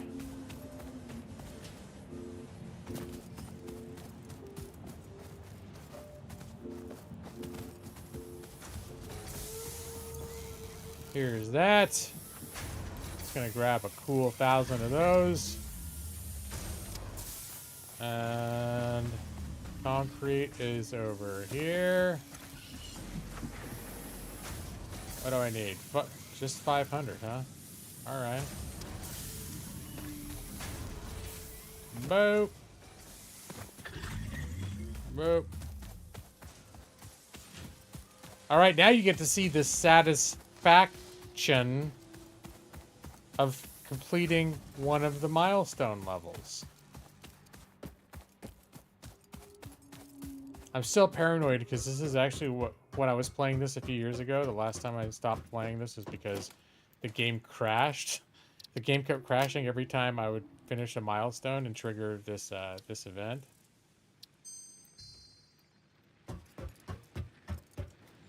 All right.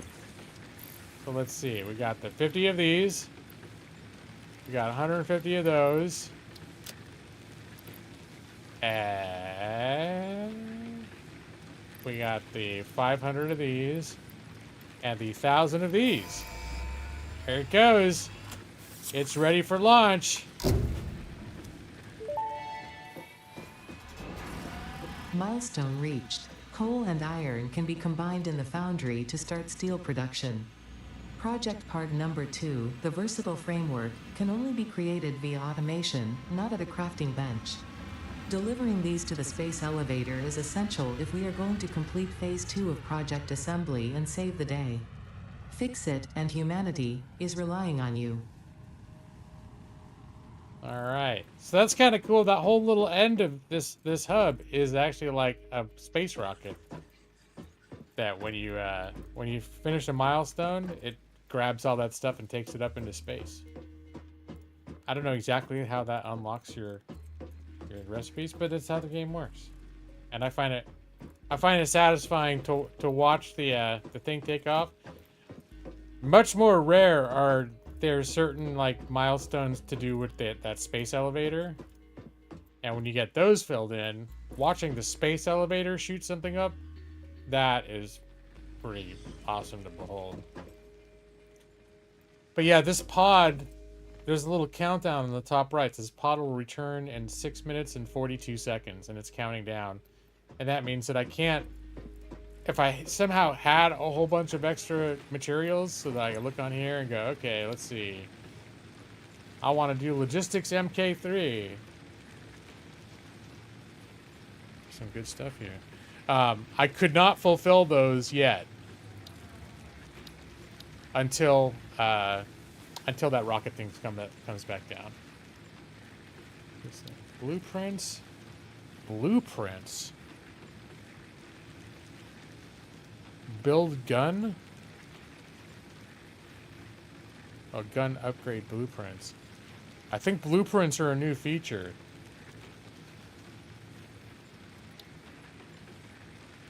Logistics, advanced steel production, expanded power. What is this stuff? Help span power lines across greater distances. Power storage. Oh, that's kind of cool. Power tower platform. This is all new. I've never seen this stuff before. All right. What's hyper tubes? Oh, those are those fast travel tubes. I'm not going to select a new milestone yet. In fact, it's almost midnight. I need to go to bed. I need to have a bonus burrito and go to bed. Everything here is still getting fed? Are you still getting fed? Yeah? How's my, gonna check my power. Now that I'm like, I'm gonna go now. I need to end this stream. All of a sudden, I've thought of 10 more things. I just want to check and see what's going on with this. Just to make sure my power production is yep, everything is, all my fuel needs for these are being met. And yeah, we got a whole bunch on reserve. Hot sauce, Jeff. I got the hot sauce right here. Yeah.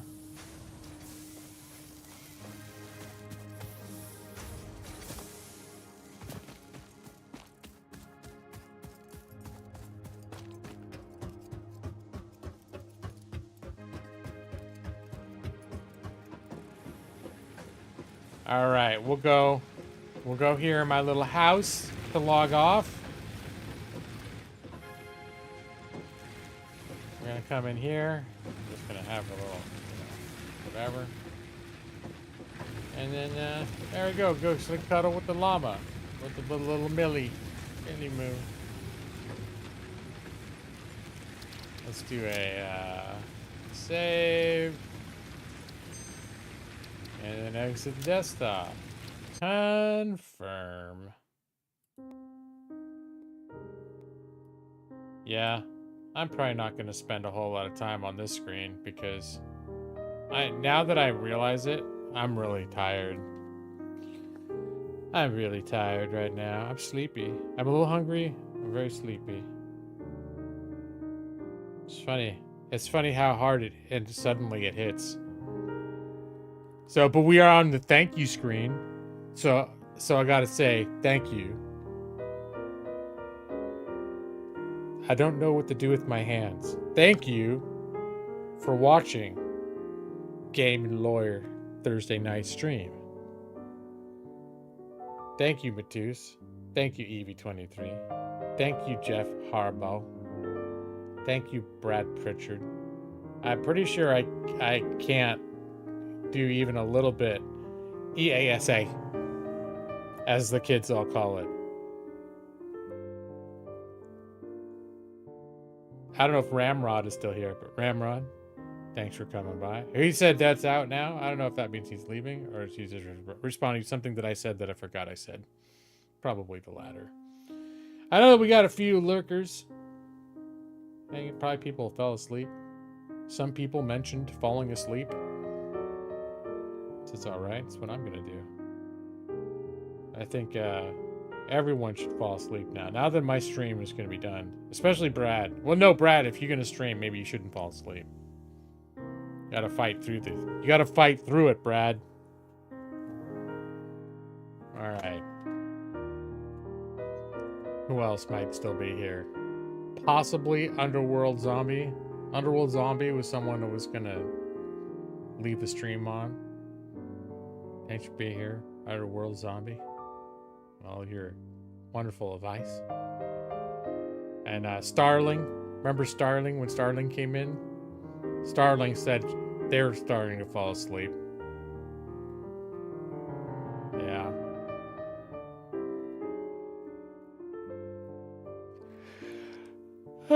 It's not even Friday yet. I am tired. Thursday's my busy day at work too. I lead meetings and talk a whole lot. Think a lot more on Fridays. Fridays, Thursdays.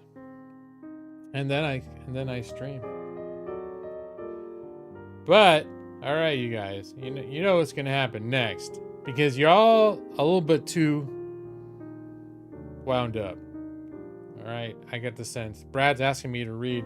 For those who don't know, I'm not gonna do it. EASA, as Brad says, is this law book that I've been using as an elbow rest for many years now. But it is in fact from 2007 when I was in law school and I took evidence, a structured approach. Evidence, a structured approach. EASA. And on some occasions, I will read a case out of Evidence, a Structured Approach, EASA, but not tonight. The other one I have down here is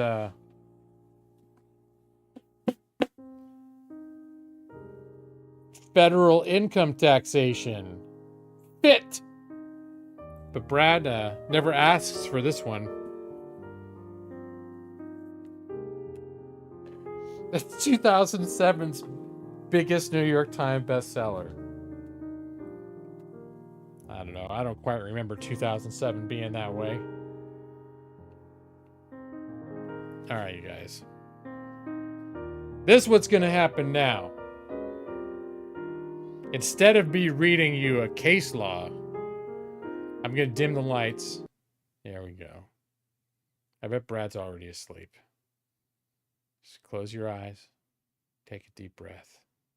Good night, EV23. Good night, Brad. Good night, Matus. Good night, Jeff. Good night, Ramrod. Good night, mysterious lurkers. Go to sleep and good night. Your eyes are getting so heavy. Go to sleep now, EV23, Brad Pritchard, Matus, Jeff Harbaugh, Ramrod, Hotsito. Go to sleep. I'll be waiting for you in your dreams, Underworld Zombie. And Starling might still be there sleeping. You never know. Night, everyone. Sweet dreams.